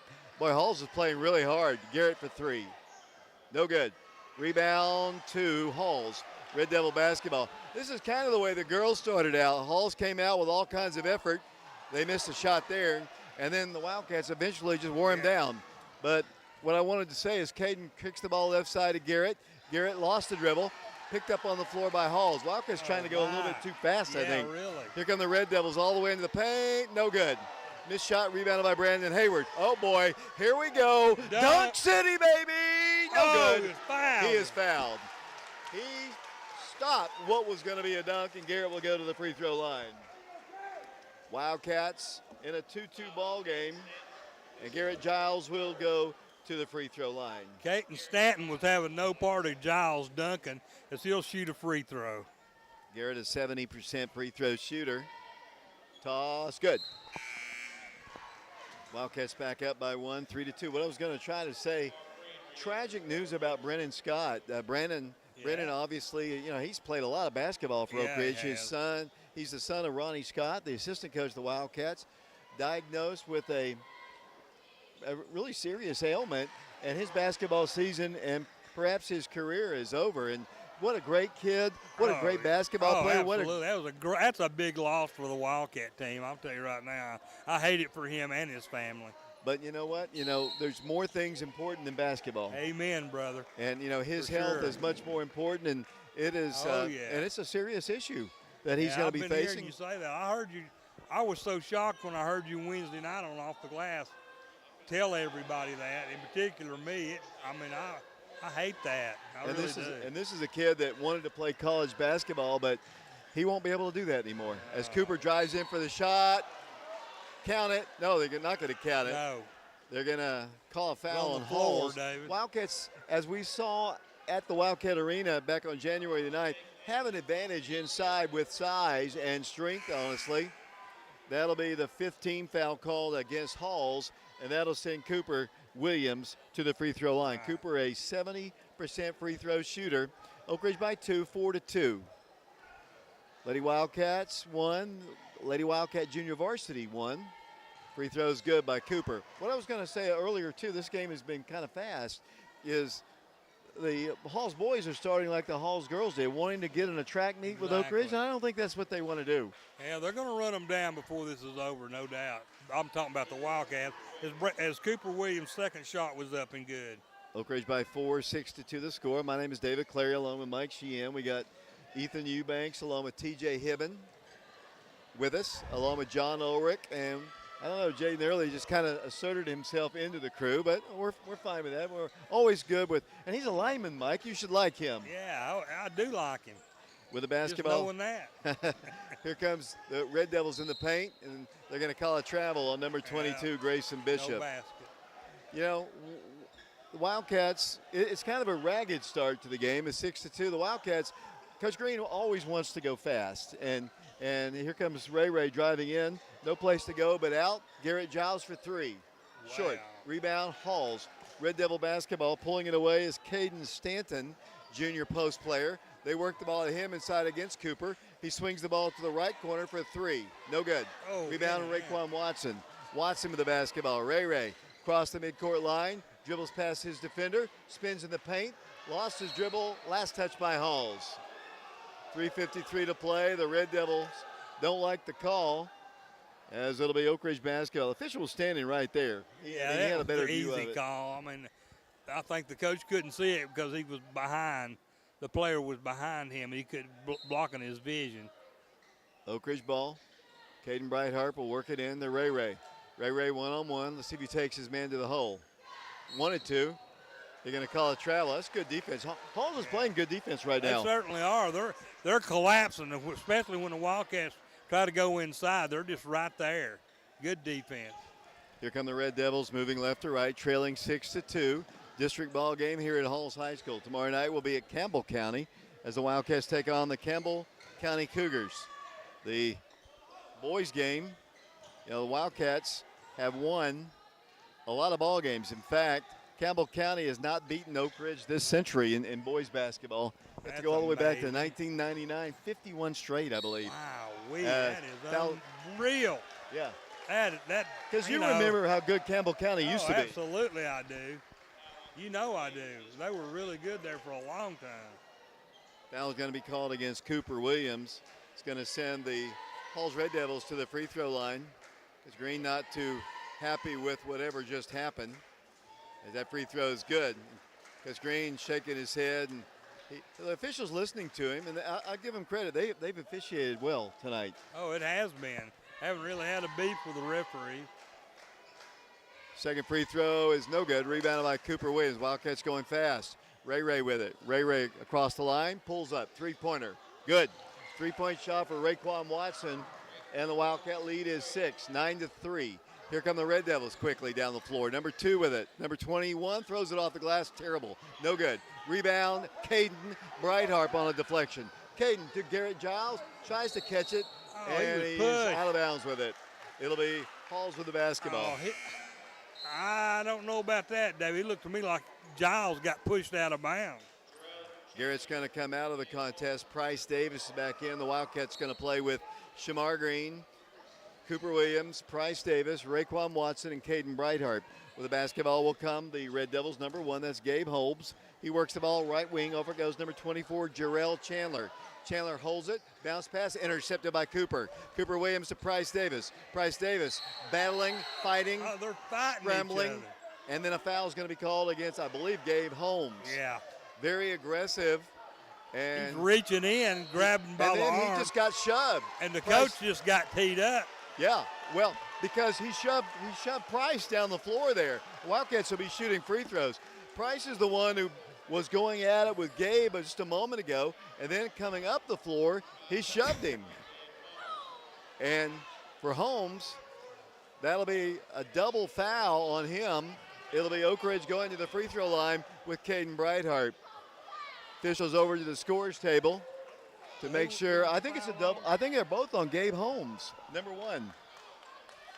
I think it's a double foul. Okay. He fouled him here, and then he fouled him when he shoved, and that's the technical foul, and that'll send Caden Brighthart to the free throw line. 9-3, Oak Ridge in the lead.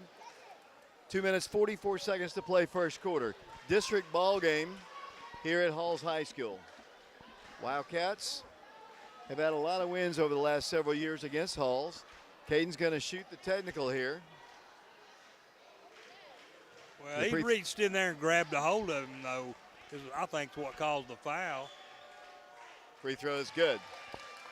Caden on the year is a 75% free throw shooter. Already. Came into tonight's game, and that was his 700th career point right there. Congratulations to him. Free throws good. Senior knocks him down. 7:01.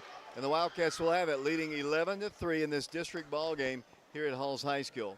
And we'll be inbounding the ball out of bounds at the half-court line, will we not, David? No, Price is going to shoot now his Oh. free throws. So the Okay. technicals were shot. Now Price is going to shoot my them. bad. Like I said, it was a double foul. Right. So, and Price hits that free throw. Price on the year, he needed that. He was shooting 17% from the free throw line. My. And he knocks Made him them down. both. He hadn't been at the line much, so it's probably shot up to about 50 now. So Good. as Oak Ridge will get the basketball side midcourt, as Mike said, 2:44 to play. Oak Ridge by 10, 13-3. Raekwon Watson will work the ball in for the Wildcats. From the baseline, works it into Shamar Green. Ray with it, top of the circle, picked up defensively by Grayson Bishop. Wildcats on defense here at Halls High School. Ray dribbles in. Ray thought about shooting the basketball, will not. Backs it up to Caden Brighthart. Around to Price, looking to Caden. Caden shoots the ball off the glass, good. Caden Brighthart scores for the Wildcats, and Oak Ridge leads 15-3. Here comes Halls with a three-pointer. It's good. Three-point shot, and Coach Green calls a timeout. Let's take it with him. 2:16 to play, first quarter, 15-6. Oak Ridge in the lead. We'll be back to Halls High School in 30 seconds.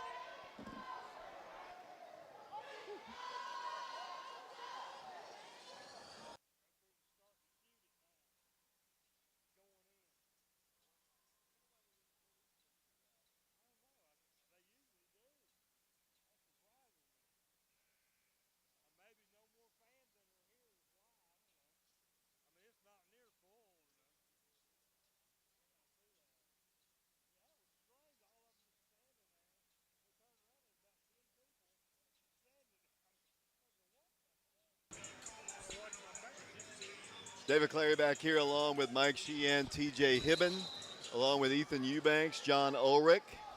There's the Lady Wildcats have won their ball game today. Now the guys are up 15-6. Wildcats playing currently with Caden Brighthart to Raekwon Watson. Wildcats with the basketball, pulling up three-pointer. No good. Good rebound. Cooper up. He was fouled, but no call. But Cooper gets the bucket anyway. And Oak Ridge leads 17-6 over Halls. Here come the Red Devils down the floor, moving left to right. Number 2 with the basketball, works the ball right corner over to Evan Workman. Workman guarded by Garrett Giles. Dribbles. Garrett still right on him on defense. Looks like he wanted to shoot. He hands the ball off to Jake Lane. Jake Lane had a really good game shooting the ball against Oak Ridge at the Wildcat Arena. Here's Gabe Holmes driving in, turning, throws the ball out to the right corner. Driving with it will come Workman. His shot hits the side of the backboard. No good. Here comes Oak Ridge down the floor. Caden Brighthart with the basketball to Garrett Giles. Garrett dribbles, drives, pulls up, shoots off the glass. Good. Garrett Giles hits the bucket, and Oak Ridge leads 19-6. Minute 14 to play. We're in the first quarter. Here come the Red Devils, moving left to right. Gabe Holmes with it, dribbles in, turning, shoots the one up there wildly. No good. Cooper on the rebound. Cooper needs some help, gives it over to Price Davis. Price down the floor. Price dribbles. Got a screen from Garrett. His shot is off the glass, no good. Last touch by Halls. They couldn't control the rebound. They'll substitute 3 new players in, including Caden Stanton, a junior. They also get number 3, Colby Comparato, in the ballgame. I probably just blew that one terribly. I apologize, Comparato family. Oak Ridge basketball. Here comes the lob and an interception. Not a great pass. Here comes Halls all the way down the floor, and Brandon Hayward's going to foul him on the floor. 51.2 seconds to play. First quarter, 19-6. The Wildcats in the lead. Halls basketball underneath the goals. To work the ball in will be Gabe Holmes. Bounce pass comes in and a steal. On the deflection, good hands by Brandon and Cooper Williams, who combined for the turnover. 19-6 Wildcats. Oak Ridge ball. Oh boy. Into Cooper it goes, along the baseline, needs help, gives it out to Ray Ray. Ray Ray dribbles in, all the way to the hole he goes, no good. Cooper back up. What is he going to call? We've seen the officials call a lot of offensive player control fouls, and that's what she's going to call. Yeah. I think Ray Ray might have been a little bit out of control. I think so. He charged him, David. He lost his balance slow right at the drive, and he got into his body and fouled him. 29 seconds to play, first quarter, 19-6, our score. Roger Mitchell wanted me to give a shout out to all of his fans listening to our broadcast today. Everyone loves Roger. Holmes for three, clanging off the iron, no good. Oh, nice deflection though. And they'll kick it out to number 14. That's Elijah Elliott. Inside for the shot, no good. Cooper's got the rebound. Bodies all over the floor. Cooper needs a guard. Over it goes to Price Davis, who gets it across the line. Price lost the ball as the quarter comes to a close. We've played one quarter of basketball here at Halls High School. The Wildcat boys on top of the Red Devils, 19-6. We'll be back in 60 seconds.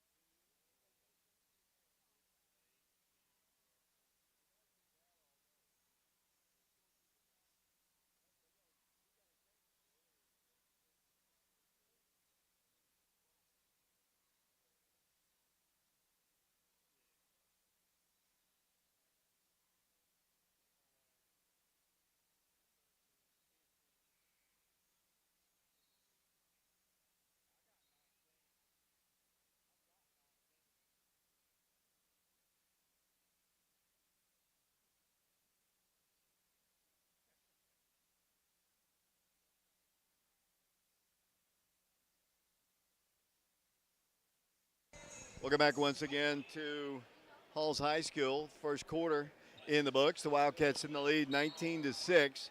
Halls will get the basketball here.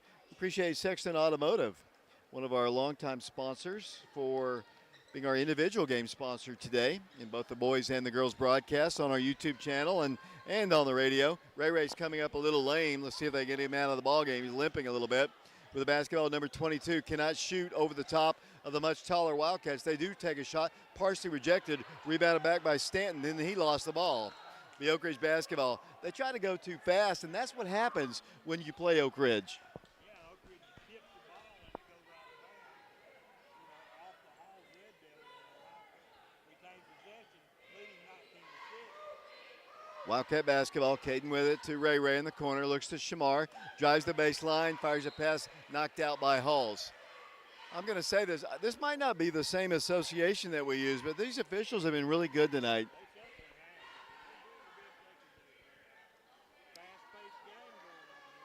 Ray Ray with the basketball to Cooper. He turns, he spins, he powers it up there, no good.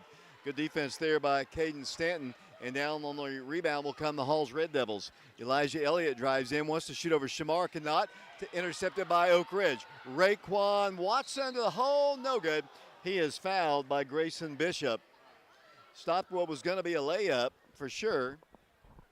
And with 7:04 to play in the second quarter, the Wildcats will go to the free throw line.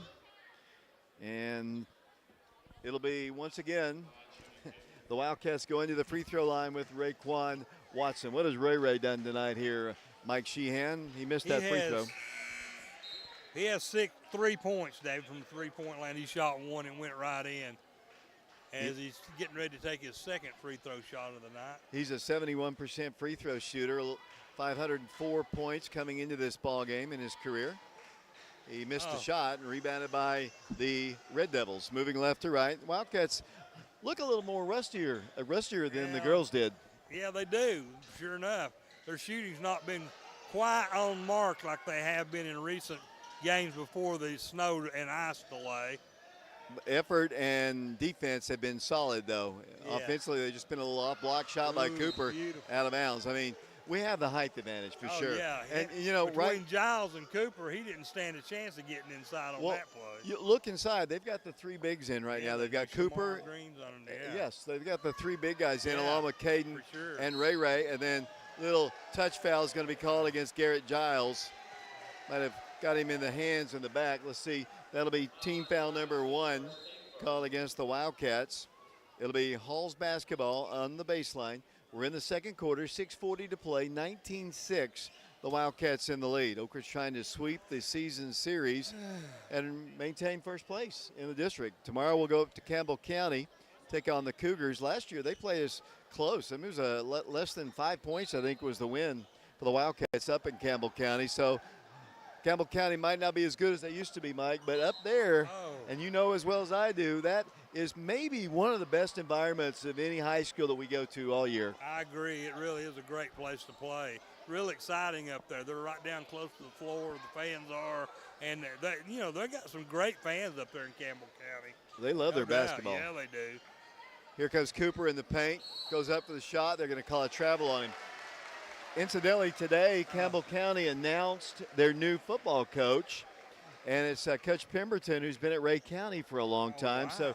So, the Price brothers went to Grace after 14 years at Campbell County. Now, Coach Pemberton at Ray County, and, I don't know what they're going to run up there, but Ray County runs the wing T.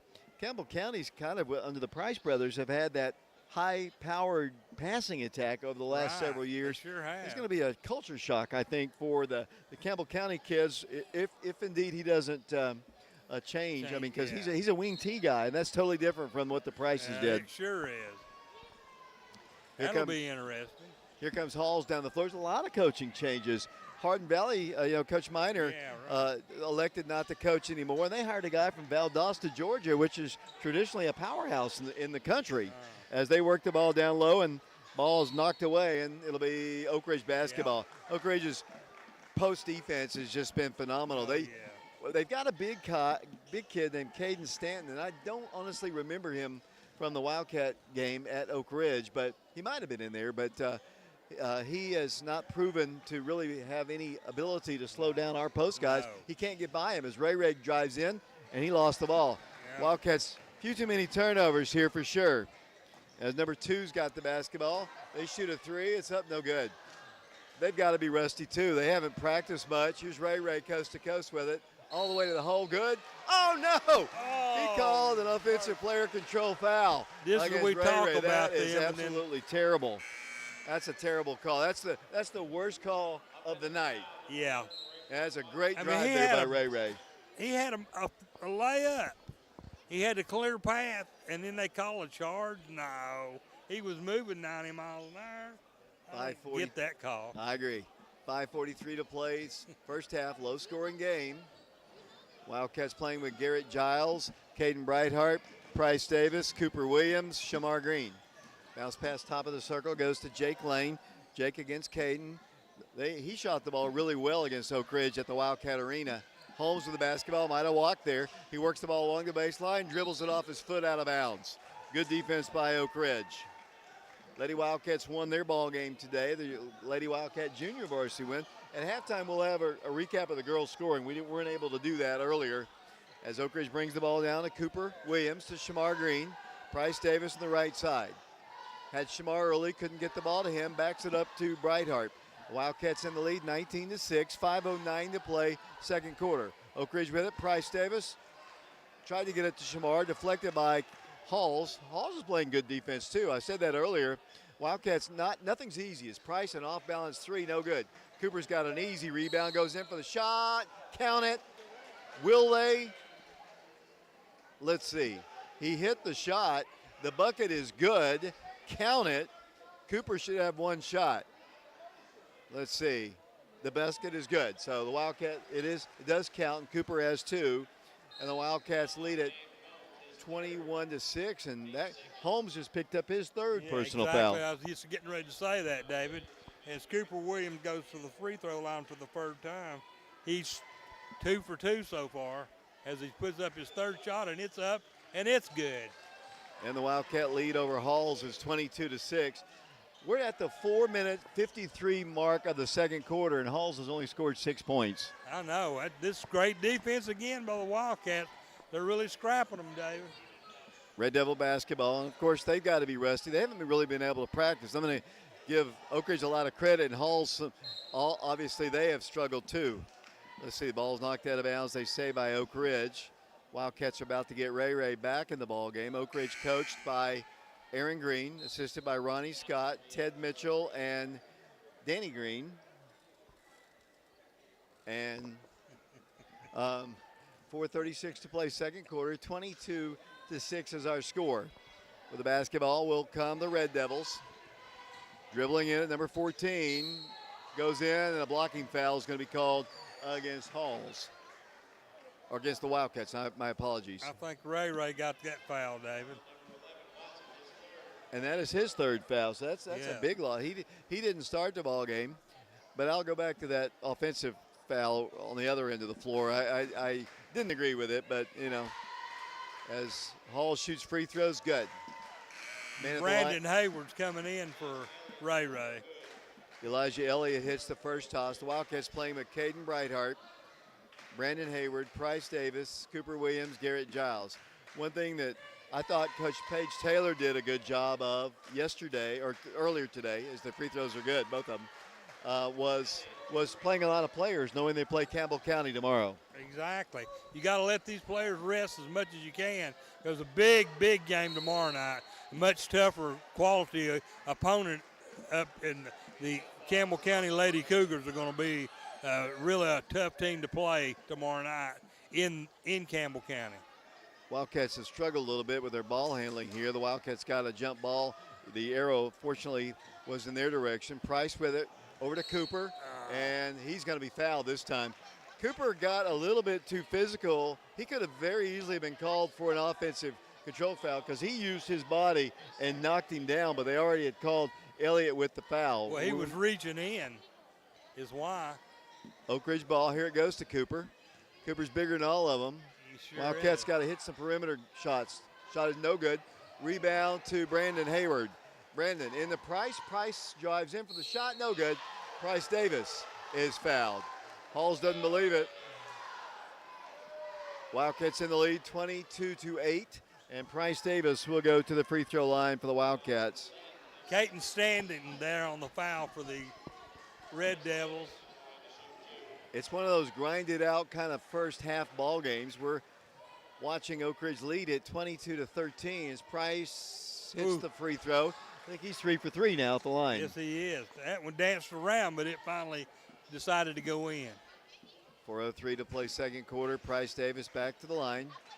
23-8 Wildcats in a low scoring first half. Toss good.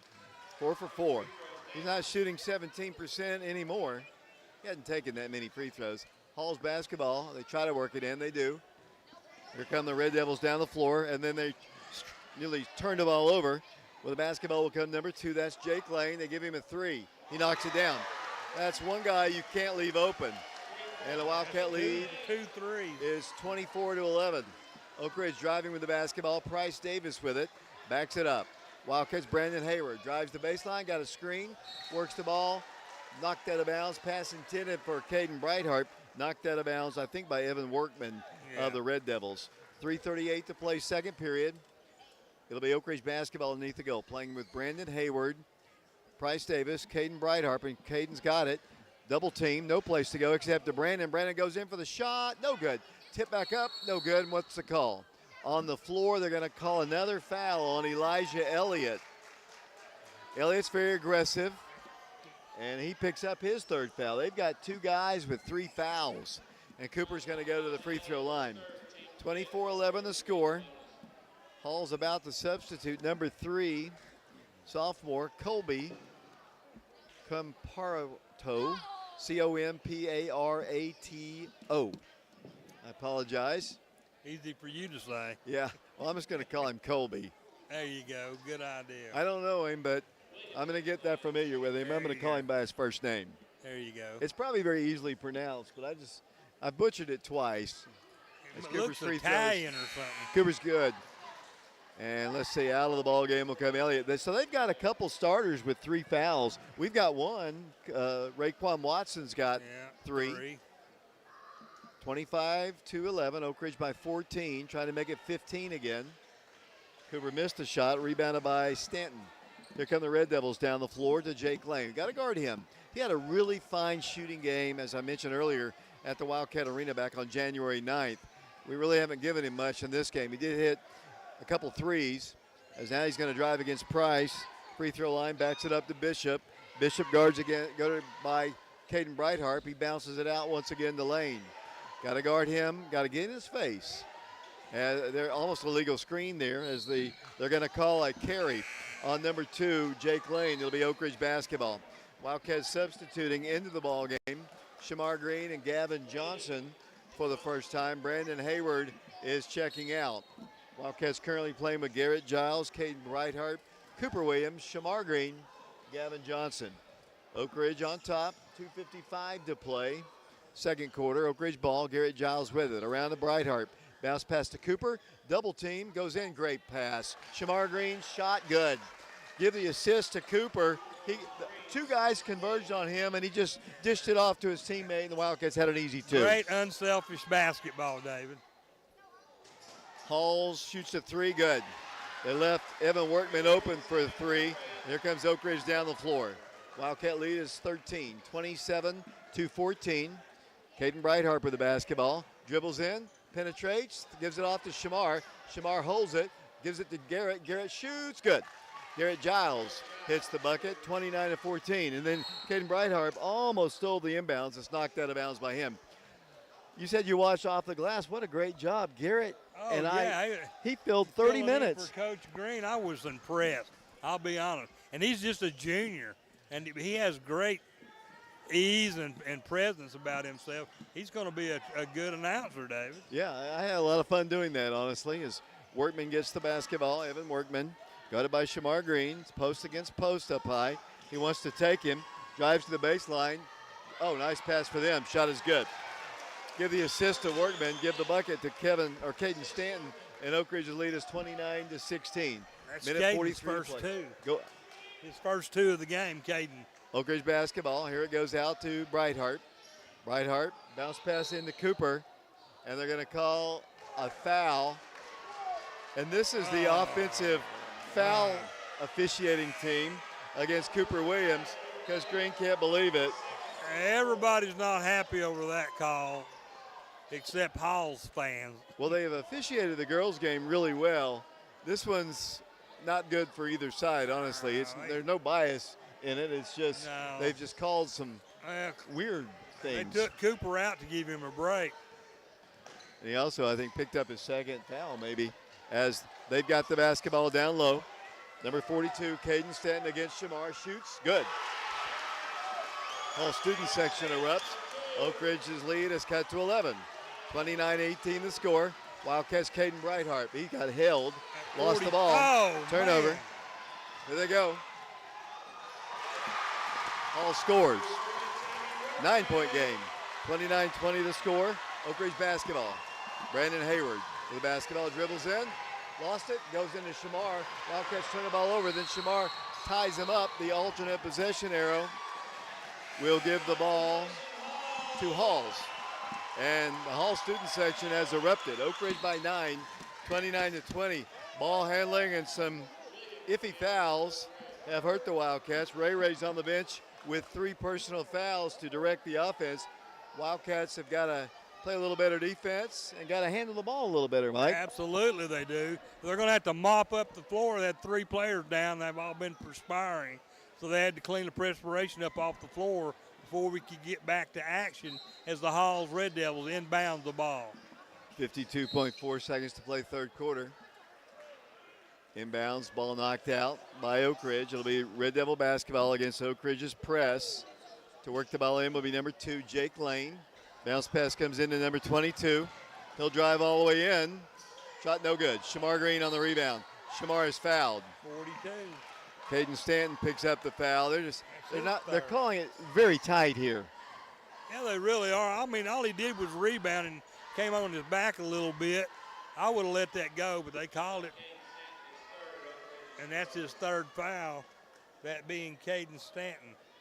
So they're running. They've got 3 guys. They got 3 fouls. guys with 3 fouls. That's right. Stanton called for his 3rd. Shamar at the free throw line. Toss. Good.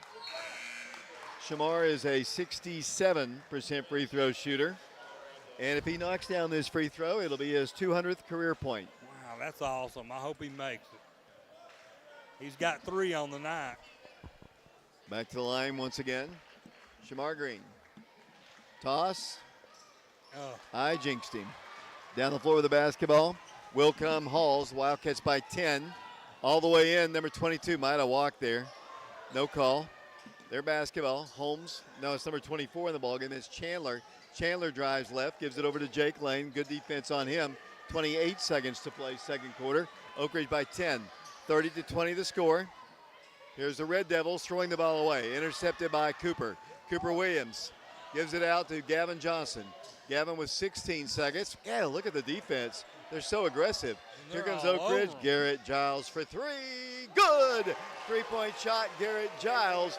And the Wildcats are up by 13 again. 4, 3, 2. Here's the shot at the buzzer. No good as the first half comes to a close. The Wildcats lead the Halls Red Devils by a score of 33-20. Mike, your thoughts on the first half? I thought it was a really good game, David. You know, both teams showing a little rust. We've alluded to that and got to practice much. But, overall, the Wildcats have been really playing tough defense, getting after it. And Halls had a run there for the last 3 minutes of this second half and really came back on the Wildcats. But then the Wildcats hit their three-pointer and put it back up by 13 points. So they lead comfortably here at the half. 13-point lead. Wildcats on top, 33-20. Our next broadcast of Oak Ridge High School basketball will be tomorrow as the Wildcats take on the Campbell County Cougars. We'll have the broadcast on FM 92.7, FM 94.7, prepradio.com, Oak Ridge Schools Television Channel 1082, and we will stream the game live on our YouTube channel, Prep Radio. Halftime score, the guys are up 33-20. Send it back to Brian Bennett. We'll be back to Halls High School in 3 minutes.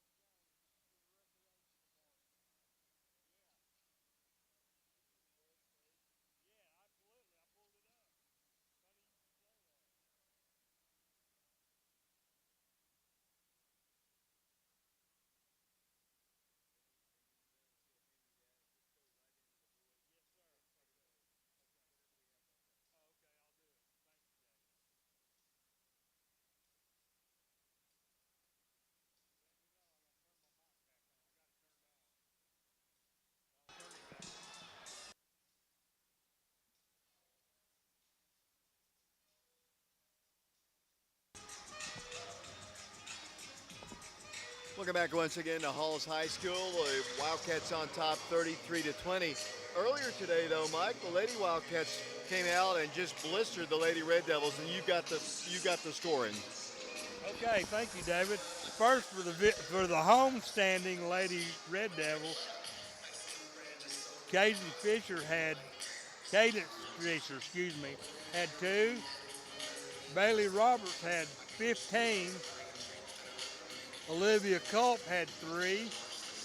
Megan Biltner had 9. And Blake Hobart had 11 for a total of 40 for the Lady Red Devils. For the Oak Ridge Lady Wildcats, Sequoia Stewart had 3. Zayana Stewart, first game back, had 14. Very impressive. Second leading scorer tonight, Alana Porter, had 16. Elisa Mitchell had 8. Evelyn Eubanks had 3. Paige Lawling had 5. The leading scorer for tonight, Jenna Johnson, had 17. And Janiyah Phillips had 14. So a great night for the Lady Wildcats as they came out victorious 76-40. And now for the boys, first for the homestanding Rebels, Jake Lane had 7. Elijah Elliott had 2. Evan Workman had 7. Caden Stanton had 4 for the Red Devils, a total of 20. For the Oak Ridge Wildcats, Bryce Davis had 4.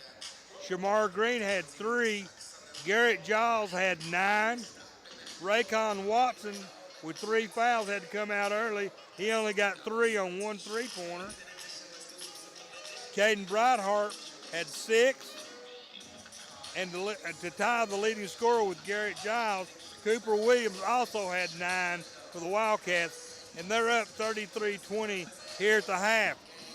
We're going to take a 3-minute break, and we'll be back in 3 minutes.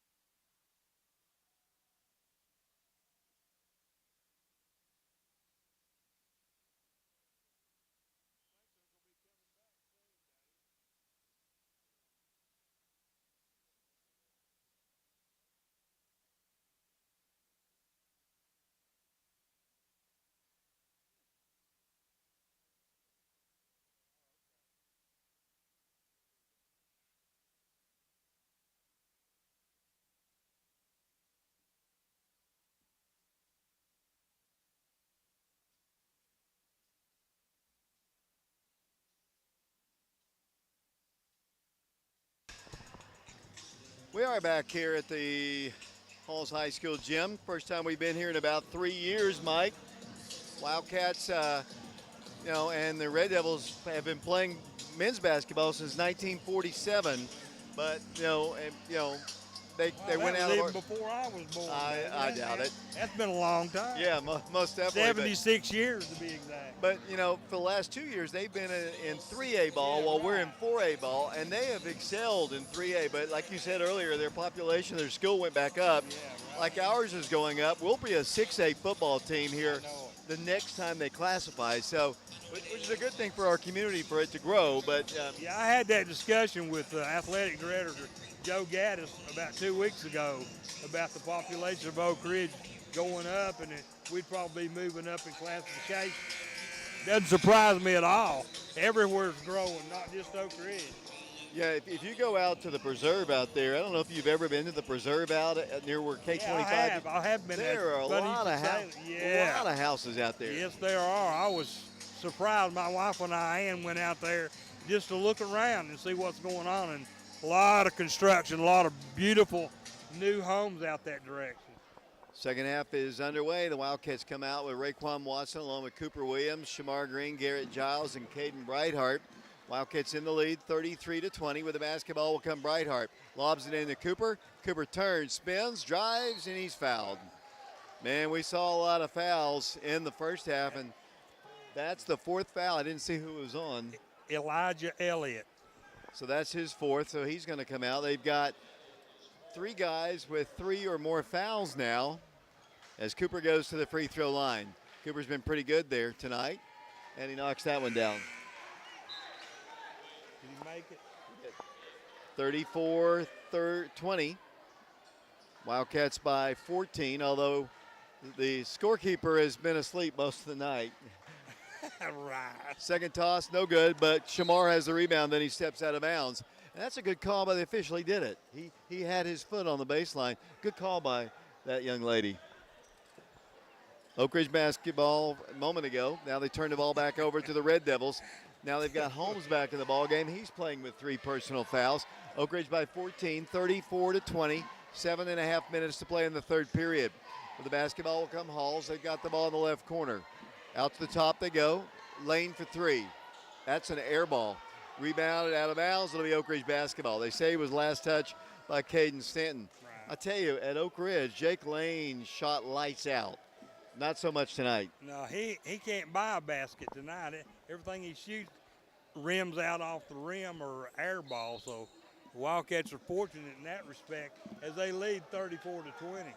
7:20 to play in the third quarter. Ethan Eubanks along with TJ Hibben with us tonight. Oak Ridge basketball, Caden Brightheart. Hall's playing good defense, though. I mean, I've been very impressed with the way Halls has really done a good job. Here's Oak Ridge, Ray with it. They just can't get inside. Now they do. Cooper, easy one that time. Once they got the ball to Cooper, there was no way they were going to stop him. You're absolutely right. He's so big and strong. He worked his right into a layup that time, David. Here's a shot good. Count the bucket and a foul called against Oak Ridge. We're allowing a lot of penetration inside as they'll go to the free throw line. Gabe Holmes is the guy who has credit for the bucket. Brightheart is called for the foul, and that is his first team foul. Free throw is good. Oak Ridge up by 13 again, 36-33. Here's Shamar with a layup, good. Beat him down the floor with ease, and just a lob to Shamar, and the Wildcat lead is back up to 15. 38-23 the score. Halls with the basketball. The district tournament this year will be played at Central High School, and the Wildcats hoping to be the number 1 seed. Right now, the girls are number 1 seed. The boys are number 1 seed. Oh, block shot. Wow. Big time by Oak Ridge. There's Ray down the floor. Ray coast to coast. All the way to the hole. He's held and fouled. And on the floor, they say, it'll be Oak Ridge basketball. But girls and boys are first place right now, and that's where you want to be. We got a lot of basketball to be played. 2 more weeks to go, but they're both in first place. That's wonderful, David. It's great to be in that position for the Wildcats, but they too have a tough test tomorrow night up in Campbell County. Oak Ridge ball. Caden Brightheart will lob it in and throw the ball away. Either intended for Cooper or Garrett. Holmes has the basketball. Oh, man, he should have given it to Stan. That would have been a layup. They get an open 3. It's up, no good. Great rebound there by Caden Brightheart. He skies for it, pulls it down. Here comes Oak Ridge down the floor. Caden on a bounce pass to Shamar, blows past his defender, goes up, and he's called for a travel. They are doing a great job against our post down low. I'll give Halls a lot of credit. They're collapsing on them, David. They're not letting them get really inside. They really have to earn it to get inside. And so far, Cooper Williams is the only one been able to get inside. 5:54 to play, third quarter, 38-23. Holmes guarded by Brightheart. They work the ball to the right corner to Grayson Bishop. He's playing, I think, with 3 fouls. They throw the ball out to Holmes. Holmes dribbles in, wants to go all the way through. It goes in, shoots no good.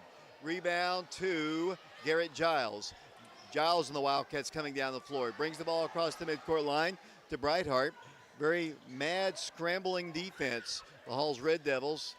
And I give him a lot of credit. Oak Ridge works it into Ray in the Cooper. He'll turn, he'll spin, he'll shoot. No good. Rebound. They're going to call a foul. And I'm not sure about that one. They're going to call it on Halls, I guess. There was some contact there, but not a whole lot. That was Evan Workman called for the personal foul. Oak Ridge ball, and it goes to Raekwon. Raekwon Watson cannot penetrate. Good defense again by Halls. Here's Caden Brightheart. He does split the defense. He gets a shot off. No good. And I believe Caden Stanton has picked up a personal foul if it's on him. Thought it was on 2. No, you're right, David. And that'll be his 4th, I think. And it'll be the team's 4th foul. A lot of fouls here. Can't really get going here. To the free throw line, Caden Brightheart. 5 minutes, 12 seconds to play. He'll have a second shot here. 5:12 to play. We're on FM 92.7, FM 94.7, prepradio.com, Oak Ridge Schools Television, channel 1082, streaming on our YouTube channel, Prep Radio. 38-23, second toss, no good. Gabe Holmes on the rebound. Here comes Halls, moving right to left. If you're listening to us on the radio, wearing their all-white jerseys. Holmes for 3, no good. Kind of a quick shot, but Cooper has the rebound for the Wildcats. Down the floor will come Raekwon Watson at the free throw line. Goes inside of Caden. Goes up for the shot. Good, and he's fouled. Caden Brightheart will go to the free throw line. 4 minutes, 54 seconds to go in the third quarter. Oak Ridge has his biggest lead. It's up to 17, and Halls will call a timeout. We'll take it with him. 4:54 to play third quarter. We'll be back to Halls High School in 30 seconds. Who was that? Shit, I didn't either.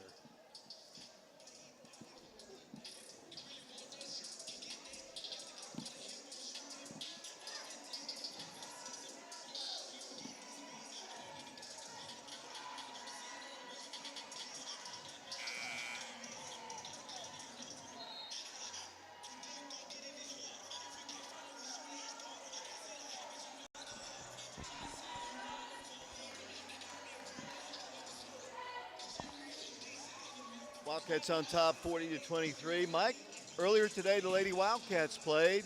What happened in that ball game? They played great, David, no doubt about it. They gave them all they wanted to and came away with a 76-40 victory. And earlier tonight, the junior varsity girls of Oak Ridge beat the Lady Halls Red Devil JV team 44-30. So it's been a good night for Oak Ridge basketball. Caden Brightheart hits the bucket and the free throw, and it's now 41-23. Three-point play for Caden Brightheart there after the free throw made. With the basketball will come Halls. 18-point Wildcat lead, Red Devil basketball. Oak Ridge trying to sweep the season series and beat Halls for the 31st consecutive game. Missed shot by the Red Devils, rebounded by Ray. Ray on a track meet down the floor, and they're going to call a travel. Pretty good defense there by Grayson Bishop. It just caused Ray to turn the ball over. He certainly did. It good turnover for the Halls Red Devils. Good hustle on defense. Got TJ Hibben, Ethan Eubanks helping us out here. John Ulrich down on the floor doing our groundwork. He's on the Oak Ridge baseball team. He'll be in action here pretty soon. As they get a shot up, no good. Garrett's got the rebound. That's Garrett Giles and the Wildcats. The junior down the floor quickly. Dribbles left. Bounce pass. Great pass into Shamari. Can't finish the shot. Gets his own rebound. Good. Shamar scores. What a great pass there by Garrett Giles. That definitely was. That was the thing of beauty. He really kind of forced that pass in there, but hit him right on the money. He was able to control the ball, go up, miss the layup, and then got it back and put it back in the hole. Halls misses another shot from the perimeter. That was missed by Colby. Here comes Oak Ridge down the floor. The Wildcats, Garrett Giles for three. Good. Three. No, they're going to say it's a two-pointer. Evidently had a foot over the line, and Oak Ridge has the lead by 22 points now, 46-23. They just gave him credit for a three, but she signaled two. But we'll take it. It was a three? Well, they gave him credit for it, but she signaled two. So I think as the Wildcats drive in for a layup, no good. Rebound to Halls, pulled down by Evan Workman. Here they come down the floor. It's 46-23, so I'll let you decide. She signaled two. Here's a shot off the rim, no good. They put up three, that's what I'm going to do. Yeah, why not? As a deflection by Garrett Giles, saved by Holmes of Halls. He dribbles right against Shamar, wanted to go against him, then turned the ball over. Great play there by Garrett Giles to knock the ball off of Holmes. Holmes is he's a stout guy. He's only a sophomore, number one. Yeah, he's a sophomore. He's a big kid. He's muscular, David. He's definitely been in the weight room. He's not as muscular as Ethan Eubanks. I mean, No. Ethan Eubanks, he's a beast. Just look at him over there. And look at him blushing a little bit, too, as the Wildcat lead is 46-23. Oak Ridge basketball. Here they go once again, Raekwon Watson. Here's Ray to the hole. Good. Wildcats rolling up some points now. I've got a good crew, Mike. I don't, and you've told me this for years. I don't know, as they put up a shot. How you do it. They just scored. I didn't see who did it. Holmes scores for them. As the Wildcats lob it into Cooper, goes in for the shot. It's blocked. It'll be Oak Ridge basketball. Wildcats getting Price Davis in. Got Campbell County tomorrow. We'll hope you'll join us. Wildcats in the lead, 47-25. Oak Ridge ball. Caden Brighthart works the ball to Garrett Giles. Giles dribbles in. And they're going to call a foul away from the ball against Cooper. I've seen more offensive fouls called in this game than I've seen maybe all year. Yeah, it's really different how they call them down on that other end of the floor like that. As Cooper Williams now picked up his third foul, him and Raekwon Watson have three for Oak Ridge. 47-25, Oak Ridge by 22. 2:08 to play third quarter. Oak Ridge 4-0 in district play. Still in first place. The girls won their fifth game against no defeats in the district. As a reach-in against Cooper, and that's his fourth foul. And that was not a good decision that time by Cooper. As the Wildcats are going to go with a smaller lineup here. Wildcats have available, as I'm looking along the bench, I'm looking for, I see Malik Howard, but he's not dressed out, and I don't know. He didn't tell me why. I see Malik down there. They also have Charlie Taubenheim, who could come in at post position if the Wildcats get in the bind. There's a missed shot, rebounded by Brighthart. Caden with it over to Garrett. Garrett's going to bring the ball quickly down the floor for the Wildcats.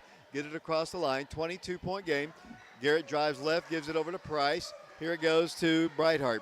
Brighthart to Ray. Not a good pass. Intercepted. Layup. Good by Colby. And it's a 20-point lead for the Wildcats. 47-27. And down the floor will come the Wildcats. As Oak Ridge works it in with Brighthart to the hole. He scores, and he's fouled. See this guy off to my right here? That is Ty Taubenheim, former Major League Baseball pitcher. His son is Charlie. He had a victory in the major leagues against my team, the Atlanta Braves. And I still like him. My team is the Braves, but Ty beat him when he played for the Toronto Blue Jays. He's still my friend, though, even though he beat the Braves. As Caden Brighthart goes to the free throw line. One of these days, I'll get him on the air and we'll talk about his major league career. Free throw is good. 3-point play, Oak Ridge. The Wildcats lead it by a score of 49-27. A minute 15 to play third quarter. Thank you, Ethan. Appreciate it. Here come the Red Devils down the floor, moving right to left. A minute 10 to play in the third period, 50-27. Wildcats trying to win their 17th game of the year. Oh, good defense there Some pushing and shoving between Price Davis and number 24, Jarrell Chandler. That's a senior against a freshman, but that's a big freshman. They've got some big kids. 24, he doesn't look like a freshman. No, he doesn't. He certainly doesn't. Red Devil basketball, back to the freshman. It goes to Chandler. Chandler to Holmes. Holmes drives the baseline, kicks it out to the corner. Jake Lane for three. Good. Can't leave that guy open. He, like I said, lit it up against Oak Ridge at home. Wildcat lead is still 20. And the Wildcats coming down the floor with 45 seconds to play in the third quarter, leading 50-30. Ball is taken away. Wildcats turn the ball over. I see Justice West is in the ball game. That's got to be a charge or a walk. What's he going to call? He is going to call. They have called offensive. Oh, here's some pushing and shoving here. And there's obviously been some words being spoken. You know, Wildcats are going to. We can't afford to have anybody. Right now, we're without Brennan.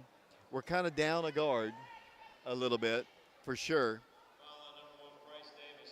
It's going to go against Price Davis, his first. And, you know, they've called all the offensive fouls against us. That should have been an offensive foul against Halls, in my opinion. I agree, it was. It might have been a technical See foul. See it on the replay, folks. You'll know what he's talking about. Let's see if it's a technical. No, it's not a technical foul. It's just a regular foul. And it's going to send Jake Lane a double technical foul. Price Davis and Chandler force a double technical. One on Price, one on Chandler. But Jake Lane's going to be shooting. Yeah, we haven't played them in 2 years, but this one's pretty chippy, Mike. It's pretty heated going on down there. They're pushing and shoving and grabbing and everything else. So pretty rough game right now, David. Wildcats up 19, 50-31. Back to the line will go Jake Lane. Jake's starting to get a few more points. He goes to the line, toss is good. Oak Ridge basketball coming down the floor. The clock is dead stop. Now he starts it. 32 seconds to play. Oak Ridge in the lead by 18. Wildcats with the basketball. Brandon Hayward got a screen from Justice. Couldn't get the ball to the baseline. 22.4 seconds. Wildcat basketball. Bright Harp with it.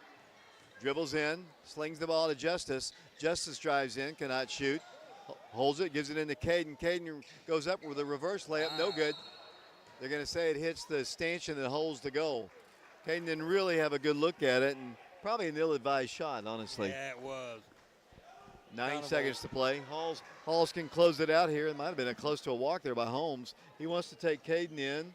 Goes in for the shots way short, deflected as the third quarter comes to a close. We've played 3 quarters of basketball. The Wildcats going for the triple sweep tonight. The guys lead at 50-32. We'll be back to Halls in 60 seconds.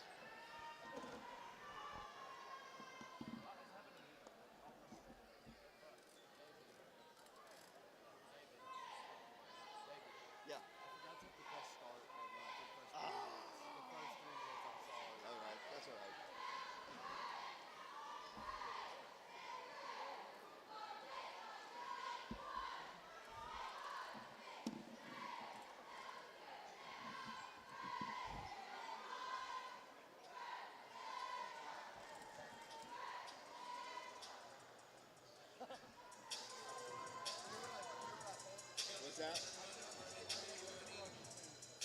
I'll have to take it out for you, but it's all right.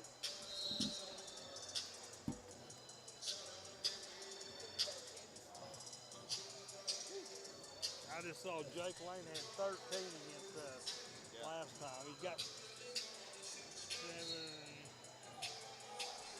He's got 12 right now. He's 1 point away from having what he got last year. Yeah. That's the story. Right.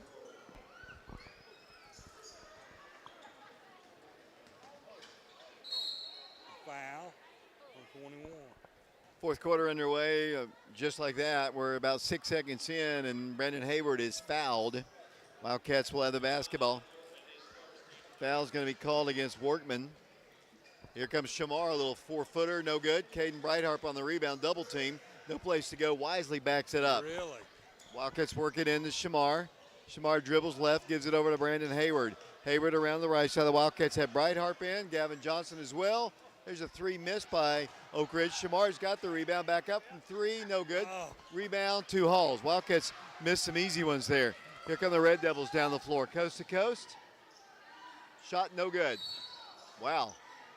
They're going to call a foul against Halls. And I'm pretty sure number 21, Evan Workman's the guy they're going to call it on, and he's running his mouth all the way up down the floor. He's lucky they didn't pick up a foul right there, a technical foul, because he ran his mouth all the way up the floor. Yeah, they're letting him get away with a little bit too much. I mean, this guy, I hope it doesn't get rowdy before the game's over. Oak Ridge in the lead, 50-32. The Wildcats travel is going to be called against Brandon Hayward. And they'll hand me my phone over there. I'm getting some messages here. Hopefully your mic's on. It is.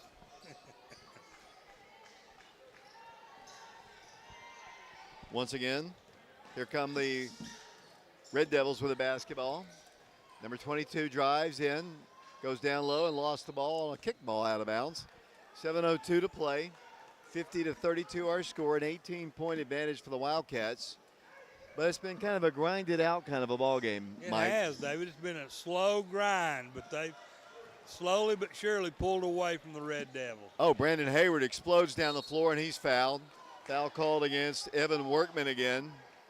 And he hadn't been happy the whole time, and has words again.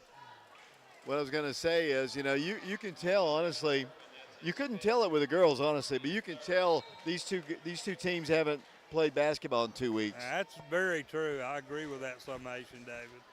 They're a little bit rusty.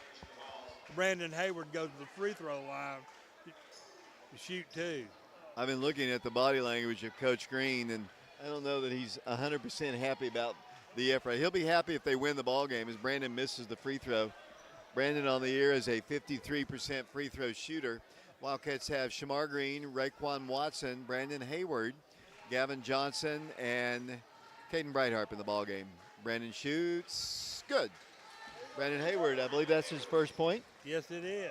And his first point. Here come the Red Devils down the floor, 51-32. Holmes with the basketball for the Red Devils. Wildcats going for the triple sweep. Number 22 lobs it in, shot blown, no good. Shamar on the rebound. Shamar Green pushes it up to Ray. To Gavin, pops, shoots it, no good. Back up, no good. Again, no good. Pulled away and knocked out of bounds, they say, by Brandon Hayward, but I don't know if I saw it that way. That either. Looked to me like Jake Lane knocked it out. Yeah, it did to me too, but you're on the road a little bit, Mike. Yeah, you're not going to get all the calls. Welcome to Knoxville, as I like to say. One thing, here comes Holmes driving in for a shot, and there was contact there and a foul. One thing Coach Chris Lockard told me when we were at Clinton the other day was even though they're not supposed to give you calls when you're at home, you expect to get a little bit of officiating to go your way on a home game, and yes, sometimes that happens. And that's what Coach Lockard said to me, the Clinton coach, which is interesting. I found that to be interesting from a coach with such experience that he has. Yeah, it is an interesting thing for him to say. Gabe Holmes hits the first one, hits the second one. Oak Ridge's lead is cut. Down the floor with 6:10 to play. Wildcats, a little foul trouble, also some leg trouble, knowing they're playing Campbell County tomorrow. Here comes Oak Ridge. Caden Breitharp with it over to Ray. The Wildcats got to move a little bit. Wildcats coach Green not as happy with the ball movement on that play as Caden lost the ball, last touch by Halls, last touch by Caden Stanton's heel, I believe. It'll be Oak Ridge basketball, and to work the ball in will be Caden Breitharp. 5:51 to play. It's not our best effort for sure. Oh, great inbounds feed. Brandon shoots and scores. Great inbounds call there by Coach Green, an opportunity for a three-point play. Yeah, Brandon Hayward right down under the basket, took the perfect pass and put it right back in the goal, but he was fouled. Let's see. It'll be number 14, Elijah Elliott. Was that his fifth? It was his fifth foul, so he's gone. He's gone. They've got some other guys with a lot of fouls. We do too. Cooper, I think, has got 4. Yeah. Ray's playing with 3, I believe. No, he's got 4. Ray's got 4. Free throw good by Brandon Hayward. Completes the three-point play, and Oak Ridge is back up by 20. playing with Caden Brightheart, Gavin Johnson, Raquan Watson, Brandon Hayward, and Shamar Green.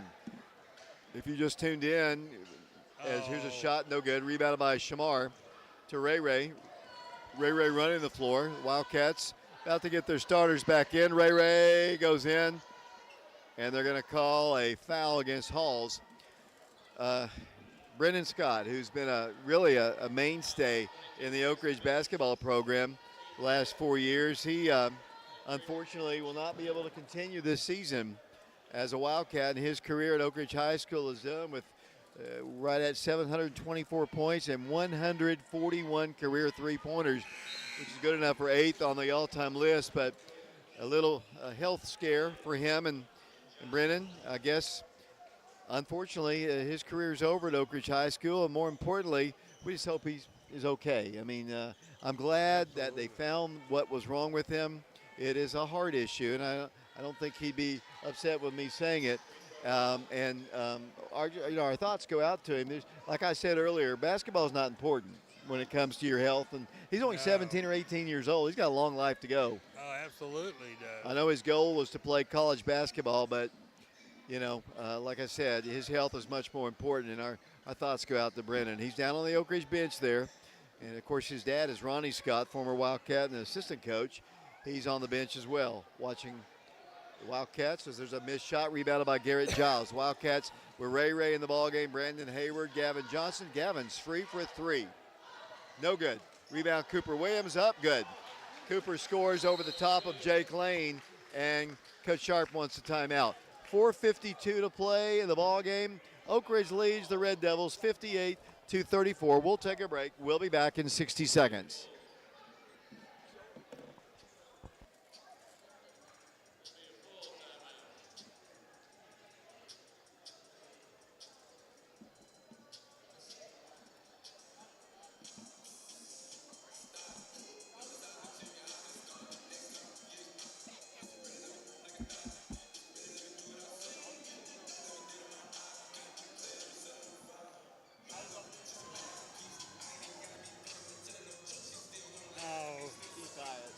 Figures. He aggravates me.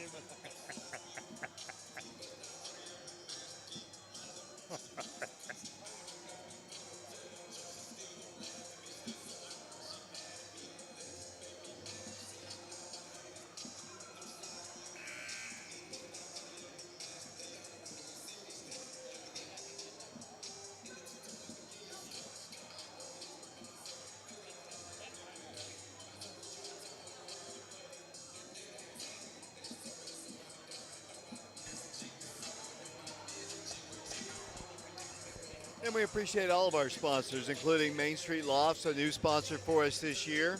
And we couldn't do it without sponsors, and we'd love as well to have some new sponsors, individual game sponsors. We'll talk about that tomorrow. Charlie Taubenhein's in the ball game, Justice West, along with Cooper Williams, along with Garrett Giles and Gavin Johnson. There's a shot, no good. Foul going to be called against Oak Ridge. I think it'll go against the freshman. And that is Justice West. Yeah. And that'll be his first foul. Team foul number 3, but it's a shooting violation. Jake Lane will go to the line where he knocks down the free throw. 58-35 Wildcats. The Wildcats going for the triple sweep. We'll be in Campbell County tomorrow. This is a makeup game from the first part of the snow. And it'll be 6 o'clock. We'll be on the radio. We'll be streaming. We'll be on Channel 15 will be on all of our outlets tomorrow. Oak Ridge's Charlie Taubenheim, the pass intended for him. It goes off his fingertips. Down the floor with the basketball will come Halls. They work the ball to the right corner. Driving with it will come Bishop along the baseline. Lost the handle of it, saves it, grabs it, goes up to the top, to the corner for 3. Good. 3-point shot by Colby, and the Wildcat lead is cut. Here comes Oak Ridge down the floor. Justice West running the point right now. The freshman looks to Cooper. He's got it on the right block, and he scores from there. Cooper Williams off the glass, and Oak Ridge leads 60-39. Here's a steal by Cooper, saved by the Red Devils, then saved right back by the Red Devils. Then a block shot by Charlie Taubenheim. Down the floor will come Oak Ridge. Charlie coast to coast with it, drives in. What's the call? They're going to call a foul against Halls, and I believe Charlie Toppenheim will go to the free throw line with 2 shots upcoming. Grayson Bishop there on the foul for the Red Devils, and that's 5 for him. So the Wildcats going for the sweep of the Red Devils. The Wildcats have won 30 straight against Halls and going to make it 31 tonight. 60-39 the score, 3:47 to play. It's been a good night. If you're an Oak Ridge fan, you go on the road and get 3 wins. It's been a good night. Yeah, absolutely, David, no doubt about it. It's Charlie shots in and out. He'll have another one. Wildcats have Jarrell Jemerson in the ball game as well.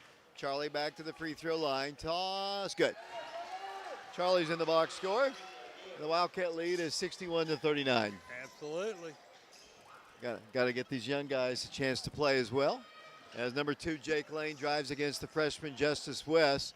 They've got a lot of mainstay guys in there. I've never understood that. Okay, it is quite obvious we have our young guys in the ballgame. I know they fouled out a few people, and they might not have the same amount of people, but if we bring in our young guys, they should bring in all their young guys too. Yeah, well, but I think they're trying to make the score look a little bit better than it is. Hopefully they won't press us as they're having trouble getting the ball in. The ball is in to Gage Harold. He's a sophomore, hadn't played, so I'll give him credit for that. Jake Lane. They just don't have the bench. They fouled out a couple guys. Jake Lane got a screen. Here's a shot. No good. Charlie Toppenheim on the rebound to Justice West, and here comes the freshman down the floor.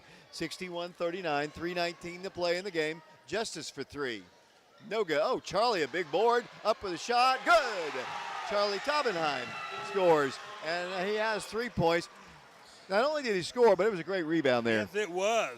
A great positioning to get that ball and pull it down in and put it right back up in. Missed shot by Halls, and they've got the Jake. rebound. Let me give you a little trivia that you probably didn't know. Charlie Toppenheim, who just scored, his uncle is Rick Daniels Mulholland. You remember? Yeah, I do. Football and basketball. Yeah, amen, I do. Yeah, and so Great athlete, went to UT. played basketball and football for Oak Ridge, or for Tennessee. As they scored 63-41, 2 minutes, 30 seconds to play. Oak Ridge and Campbell County tomorrow. From Campbell County, we will broadcast. We'll hope you'll go to Campbell County because it'll be tough. It'll be loud. It'll be hot. They'll have their band. It'll be a great environment for basketball. So if you have nothing else to do tomorrow, I think the Vols play tomorrow. Not sure what time and who they play, but Campbell County's the place to be. Drive on up 75. The snow and ice has melted, and we should have a good night. Here's Charlie at the line once again. He's got 3 points. Shot in and out. Charlie usually a good free throw shooter, and I'm sure he'll knock this one down. Cooper's out of the ball game. Let's see. Wildcats have Brandon Hayward, Justice West, Charlie Toppenheim, Gavin Johnson, and Jarrell Jemerson in the ball game. 2:23 to play in the game. Toss is good. Charlie now with 4, I believe. 2, yep, that's correct. And here comes the Red Devils down the floor. Jake Lane with it. They still have Jake Lane in the ball game, starter. Caden Stanton in the ball game, starter. They have Colby in. He's not a starter because they fouled out a couple guys. Here's number 50. That's Evan Caldwell in the game. His first action. He launches a 3, or they hit a 3. And Oak Ridge's lead is 20. 64-44. 2 minutes to play in the game. Here comes Justice West down the floor. We will have radio. We'll stream tomorrow from Campbell County. We'll hope you'll join us. Will Presley will be joining our crew. Mike, I don't know. What are your plans tomorrow? What are you doing? I really don't have any major plans. I may try to come to Campbell County if I can. Of course you can, but I promised Will Presley to talk, so we'll try to get you in the air when we can. Well, I appreciate you coming. I'm really worried about that, David. I know. It's not like you haven't been on the air before. No. In fact, though, you've done the last 2 ball games. You helped Alex with the Carnes game. That's correct, I did. Foul was called against Oak Ridge, another offensive player control foul. Mike Kelly, one of our sponsors, listening to us tonight.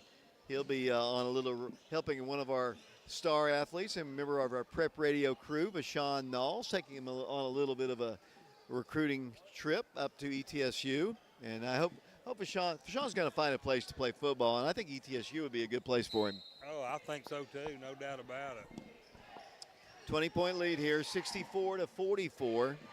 The basketball will come the Red Devils. Sophomore Colby Comparto with the basketball, guarded by Justice West. Wildcats, Coach Green didn't tell me why Malik Howard isn't able to play, but he is not dressed out. He's on the bench sitting next to Brennan Scott. Red Devils, 1:15 to play. Taking a lot of time, they throw the ball away. Oh, man. Oh, he was going to give the ball to Halls there, but he thought better of it, and he made the right call. Yeah, I think that was quite obvious. Yes, it was. 1:10 and counting. Oak Ridge in the lead by 20. Wildcats, Justice West drives to the hole. Nice drive. Shot good by the freshman. Justice West scores. And the Wildcat lead is 66-44, 22-point lead. So both the Lady Wildcats and the guys are going to continue to have to build their lead and bigger lead than they had at the Wildcat Arena as poor number 31, Ethan Strange, dribbled the ball out of bounds, but they're going to say it was last touch by Oak Ridge. I don't know if I saw it that way. But Gavin Johnson knocked it out, David. Here's a shot good. That's a nice drive there by the Red Devils. Here comes Oak Ridge down the floor. Justice West with it over to Brandon Hayward. Brandon dribbles in, penetrates, kicks it out to Jarrell Jemerson. Jemerson back to Brandon. 30 seconds to go. Brandon drives past his defender, no good. Charlie on the rebound, up, good. Charlie Taubenheim hits the bucket, and Oak Ridge leads 68-46. 19 seconds to play in this one here from the Halls High School gym. Our only trip to this gym this year. Wildcats will sweep the series. Here's a deflection, and they're going to call a foul against Oak Ridge with 8.2 seconds to play. Write that score down quick, Mike, because they will take it off the board really fast. I know from the first game. I'll keep an eye on it for sure. 15 foul call against Oak Ridge. That means the Red Devils will be shooting. Oak Ridge is about to beat Halls for the 31st consecutive time. Back in the days when Coach Steve Shipley was here, back in the late 80s, early 90s, Halls somehow would always win the district, and then Oak Ridge would turn around and win the region. Halls has had a great tradition of basketball and great tradition in all sports, but Oak Ridge has had their number the last several years. Toss is good, both shots. 20-point game, 6 seconds. The Wildcats will not shoot, Halls will not foul, and the Wildcats have won. Wildcats have defeated the Halls Red Devils by a final score of 68-48 to complete the triple sweep tonight over the Red Devils. The Wildcats are 5-0 in district play. They're 17-5 on the year. The girls and the guys both win. They both remain in first place.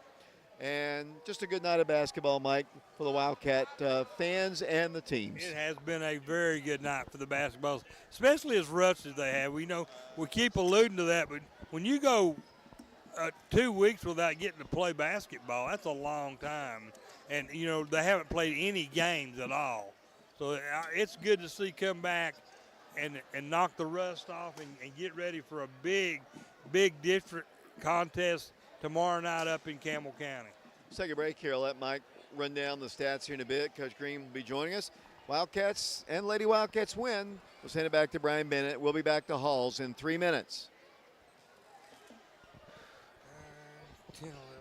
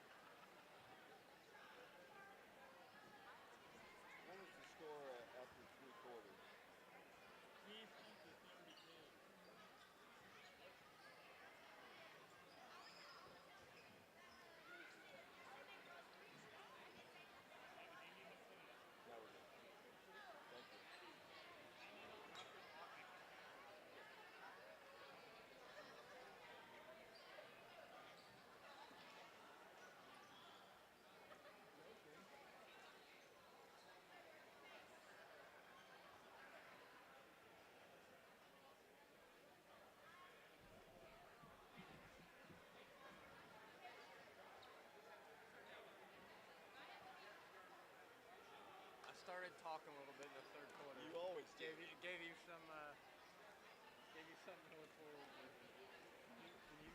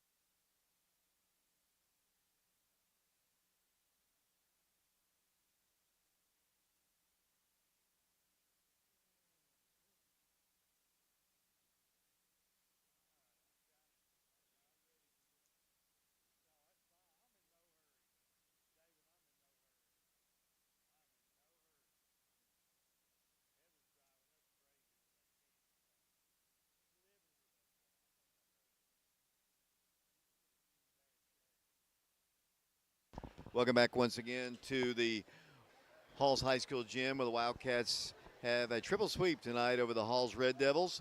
Mike, if you don't mind, why don't you run down the final scoring in the ball game? Thank you, David. First for the homestanding Red Devils, Gabe Holmes had 7. The Red Devils were led by Jake Lane with 17.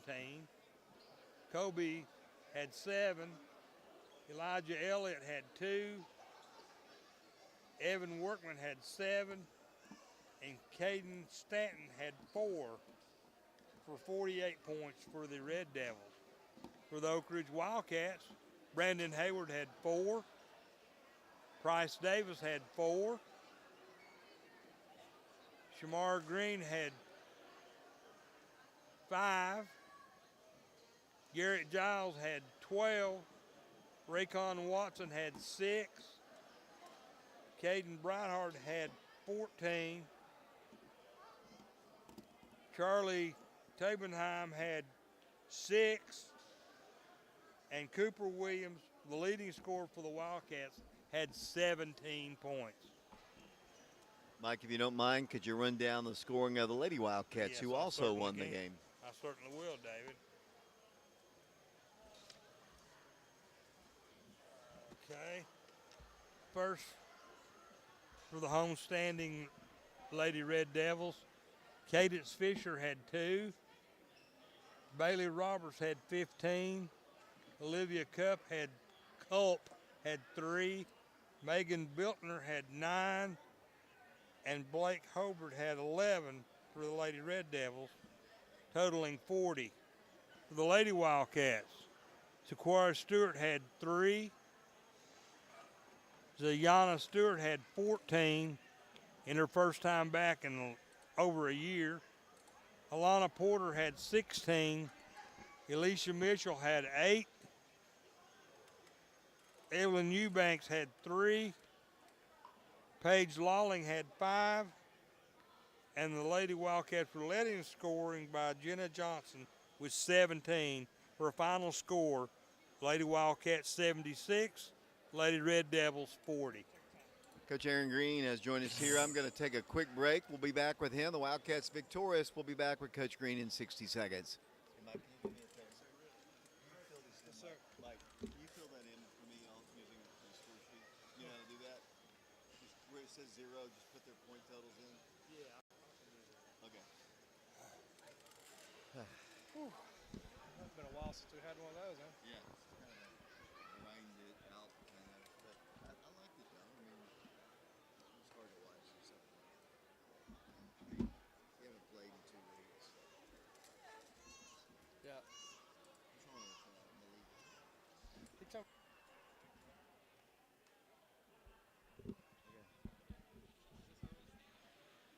it's off now. When we come back on.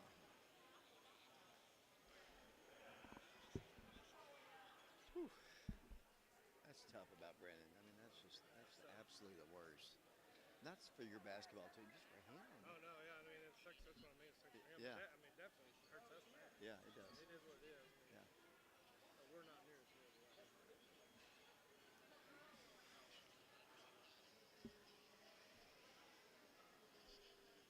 I wish Cameron hadn't quit. I don't really get that. He would have played a lot too. They play better. They just don't. Here we go. Welcome back to Halls High School. The Wildcats victorious and sweep the season series with the Red Devils. Kind of a grinded out kind of game, Coach. I mean, it was a lot of fouls.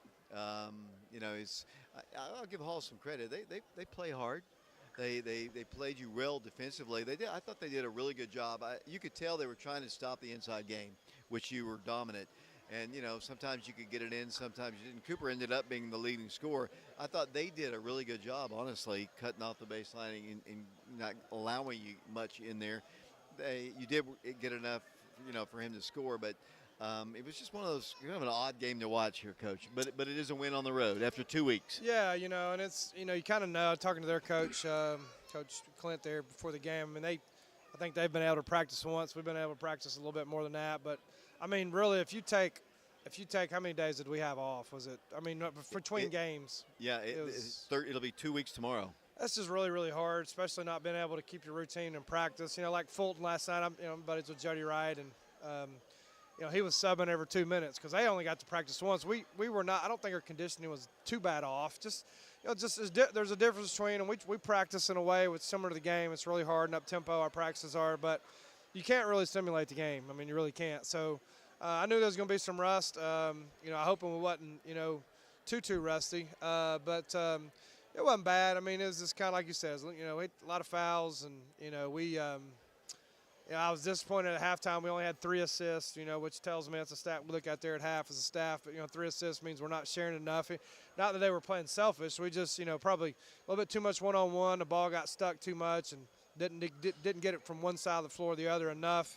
And you're easy to guard when you do that. But, again, that kind of comes with not being able to, you know, that's just from a lack of playing a little bit. And, again, we've worked on all that in practice. But it's just, you know, really, really different than, you know, practicing and then playing, and especially – you know, not playing a game in 2 weeks. You know, before we go any farther, I mean, you and I were talking off the air about Brennan Scott, and you know, just, you know, over 700 points in his career, over 143s. He's not going to be able to play with us the rest of the year, and really, his dad told me never again. Probably. Yeah, you know, and it's, you know, we talk a lot about, you know, in our program about, you know, really, and for all these high school athletes, not just our kids. I mean, this basketball game, and football coaches say the same thing, but it prepares you really for life. I mean, for most of these kids, the ball's going to stop bouncing at some point. I just hate it for Brennan. You know, he's one of the best kids I've ever coached. You know, he's really, really great. You wonder why does that happen to a kid like that? But, you know, on the other side of it, we're thankful they, you know, found it, and you know. Something, you know, worse didn't happen, or, you know, something happened while he was playing for sure. But I just hate it for him, you know, especially being a senior. I told Brendan myself, my last part of my senior year, about the same time at Tennessee, I was a senior. I took a charge in practice and got kneed and had surgery, and I was out in the hospital for a week and a half, and come back and we go to the NCAA tournament. I didn't play again, you know, and so that's how I ended my playing career, was with an injury. But you know, with all that said, Brennan is, again, one of the best kids I've ever coached. We had a couple of kids come in late today for our film, which we don't. That's not in our culture. And I asked Brennan, you're always as a coach touching on stuff like, well, I don't need you guys on time. And I looked at Brennan and I said, Brennan, how many times have you been late in the 4 years you've been in our program? He said 0. I said, thank you. So I don't want any, you know, that's this type of kid he is, and he's going to be very successful for whatever he decides to do. But I'll say this, you know, a lot of people, you know, when somebody can't play, you say, well, somebody else has got to step up. You're not going to be able to replace Brennan. You know, you're really not. I mean, let's just be honest. He's a four-year player. He's got a great experience. He can shoot the ball really well. Like I said, he's got 700 points. He'll bet a bunch of threes. You know, we don't have anybody that can really do that. We have guys that can do other things, you know. So it's going to be hard to replace him. You know, we're not going to be near as good as without him. Can we still accomplish our goals? No question. it's going to take a little bit. It's going to be a little bit harder for sure. We got to get better. We got some other guys to play better and step up. And but every team for the most part deals with stuff as far as injuries and stuff like this. And last year we lost Bryson Comer, who was a starter, and lost him for the remainder of the year. So it really, really stinks. There's not much you can do about it. That's kind of like life. When it hits you in the nose, you gotta get up back off the mat and keep going. And that's what Brennan will do, and that's what our team will do. We just got to keep moving forward and keep getting better. Coach, who are the guys you're going to count on to take his spot? Yeah, and I was talking to our staff. I was texting today with our staff, who we starting. I had different coaches say different guys, and, I'll just be completely honest. It may change from game to game. We've played the big lineup. It could be obviously Shamar with a big lineup, Shamar and Cooper together with Garrett at the 3. It could be Price in there, with Garrett at the 4. Hayward, is going to get more minutes. Gavin's going to get more minutes. And I think the guys, if you ask them if they were honest, I'm pretty fair with them. They know. I mean, I'll play if you can get it done. I won't play if you can't get it done. We've got some young guys going to be really, really good players. They're just not, defensively they're not where they need to be yet, which is not necessarily out of the norm. But to answer that question, who will play? They'll earn it in practice and earn it during the minutes they get in the games, and it'll kind of play itself out as we go here. Let's get back to this ball game. Who impressed you the most tonight on your team? Yeah, Ray was in foul trouble most of the night, and they took 2 charges on him. He's got to adjust when that's happening. He's got to play off 2 feet. So I think he was a little bit out of kilter, just because of the fouls. He ended up with 7, and I think he had 3 assists there to start but not one of his better games. But Cooper to score 15, and he picked up his 4th and didn't play a lot there in the 3rd or early in the 4th. I thought he did some good.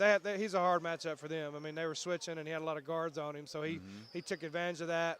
So I thought Shamar ended up with 7 and probably had double rebounds or close to it. Garrett kind of got going. Garrett didn't have a rebound at halftime, so I was on his tail, and he ended up with 1, 2, 3, 4, 5 second half. Wow. So if he'll do that first half, then the coach will get off his butt, right? But he kind of got going there in the second half. But how about Charlie coming in and getting some offensive boards? He's going to be a heck of a player. He's still growing. Right. I mean, he's going to be a tall kid. His dad's big. Yeah. So Charlie's got a bright future. If some of those young guys come in, I thought Justice did a couple good things offensively, had some mistakes defensively. But, again, Justice is going to be a great player for us. And, Gavin could shoot it, didn't make any tonight. So it's kind of a collective effort. And, I don't always get it right, but I'll play the guys I feel they're going to give us the best chance to win, the guys that earn it in practice. And, we got so many games here back to back. We're going to have more games. Probably we're going to have practice here the last couple of weeks. I mean, we go to Campbell County tomorrow. So, but I like our group, great group of kids. They play hard, and we'll just keep grinding. I keep always asking them, you want to make history? It's there. Let's make history. What was up with Malik tonight? Yeah, he's I had no idea. He kind of called me in their locker room about fourth quarter of the girls' game, said, hey, his ankle's bothering him. And I said, okay, well, if you can't go, you can't go. So it's kind of just, right before the game. I don't know if he said he wore an ankle brace all day. I guess he kind of got in there and it wasn't feeling too good. So I hate that because he'd got some minutes tonight for us. But he's another kid that's going to be a good one for us. He's going to got a bright future. Campbell County is a team. Their record is not great, but it's up there. I remember last year's ball game. It was much tighter than it should have been. I don't know if you remember that game. So last second, Ray made the last second shot, or yes. was that the year before? I can't remember. It was close. No, I think that was. No, it was close then too. Yeah. The last 2 years have been close. Right. The year, I think it was 2 years ago when Ray was a sophomore. We won on Ray's last second shot. Right. Yeah, he had to come all the way down the floor. I think that was 2 years ago. That was 2 years ago. So that all kind of runs together. Then last year, I remember it being close. But yeah, I mean, Coach Clausen, the brothers, they do a great job. They get more out of their team than a lot of coaches do, in my opinion. I think they do a really good job. They'll be, how it is. I mean, they'll be ready to play us. Just I tell our guys, you're gonna get everybody's best shot. It's kind of because you're Oak Ridge and you've had some success. So, and our guys know that. I mean, they're kind of used to that. But yeah, and it's like, you can't take things for granted. I mean, you can't think because of records or I told that's what I was trying to convince our guys this game. Look, I mean, we beat them by 25 last time, but it's a 7 or 8 point game most of the way. We stretched it out there later in the game, but if you don't show up to play, they can beat you, and it'll be the same tomorrow night. I mean, I don't think anybody's good enough to just show up. So our guys are mature enough. I think they'll prepare the right way. They'll be ready to rock and roll, and hopefully we can go play well at a tough environment. I always like going to Campbell County. So do I. Yeah, I know you like going up there. Girls, I assume the girls. This would be obviously top big game. Girls, and good game there. So we got shoot around tomorrow at 2:00. You know, I hate Saturday games, Dave. I really do. It kind of gets into your kids' weekend, and you miss the balls. You miss the balls. You know, you got to record all that stuff. But we've got several Saturdays here we're going to be playing. So, looking forward to it. What have you all decided about Alcoa? Yeah, I meant to text you today and got tied up. We rescheduled that game for Tuesday, February 13th. Wow. I mean, that's So kind of ended. Is the girls it's playing a too? district week. So I like it because I hate, and we used to do this from Maryville when my first few years here. As long as if you finish first or second, you know, that's our goal is to finish first in our league. You're not going to play till Friday or Saturday. It's brutal to have that big of, I mean, the snow, we just had a 14-day layoff. It's brutal to have a 7 or 8 day layoff without a game. So I like it on the 13th just because it's going to be a good game. It's a really good team. We got a D1 player. You can't just show up and play that. We're going to have to play well to win the game. And it'll kind of – we're Fulton Alcoa, defending state champions, back-to-back. Yeah, that's pretty good. So and they got both teams got everybody. Most of my and guys. those are home games. Yeah, both of them most home of them games. home games. So that's for us, the boys' side. I don't know about the girls' side. That's two. I like that. I like playing tough games late. I mean, you could drop both those, maybe win both. I don't know, but if that don't get you ready for postseason, ain't not gonna get you ready. Coach, thanks a lot. Congratulations. We'll see you at Campbell County. All right, thanks, David. Wildcats victorious in all 3 games today. The girls junior varsity won. The Lady Wildcats won big today, and the guys did too. Gonna get Mike in here once again just for his final comments. Mike, just your final comments as we come up to Halls, and first time in about 3 years we've been here. Hadn't changed much. It looks about the same as it always has. I actually kind of like coming up here. I don't mind coming up on a Friday, but some of those Tuesday games, we used to always play them on a Tuesday here. I didn't much care for that, but a good night for the basketball teams. It certainly was, David. And before I forget, I want to mention Justin West scored 2 points, and I forgot to call his name out as I was doing the scoring. So Justin got in and scored 2 points for the Wildcats. That's big because these young players, they need time to get in here and get acclimated to what it's like to be in a varsity game.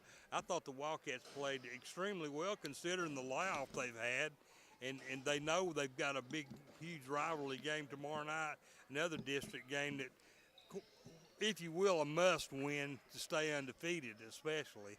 And it's going to be a great matchup tomorrow night for both the girls and the boys. You know, these teams, the Oak Ridge teams play great basketball, especially their defense. I don't know about you, but I felt like, especially with the girls, their defense really won that game tonight because they just completely frustrated the Hall Lady Red Devils, David. Most definitely. Mike, I appreciate your good work today as usual. Thank you, Let's sir. go ahead and sign this thing off here. I know Brian's ready to go home. He's got to be back at the station tomorrow. Our next broadcast is tomorrow at Campbell County. The Wildcats taking on the Cougars, and Lady Cougars will be on the air around 6 o'clock with the girls' game. Appreciate Ethan Eubanks, TJ Hibben, John Ulrich, along with, I think, Jaden Early helped as well, Mike Sheehan. Until tomorrow, for Brian Bennett, this is David Clary saying so long, everybody.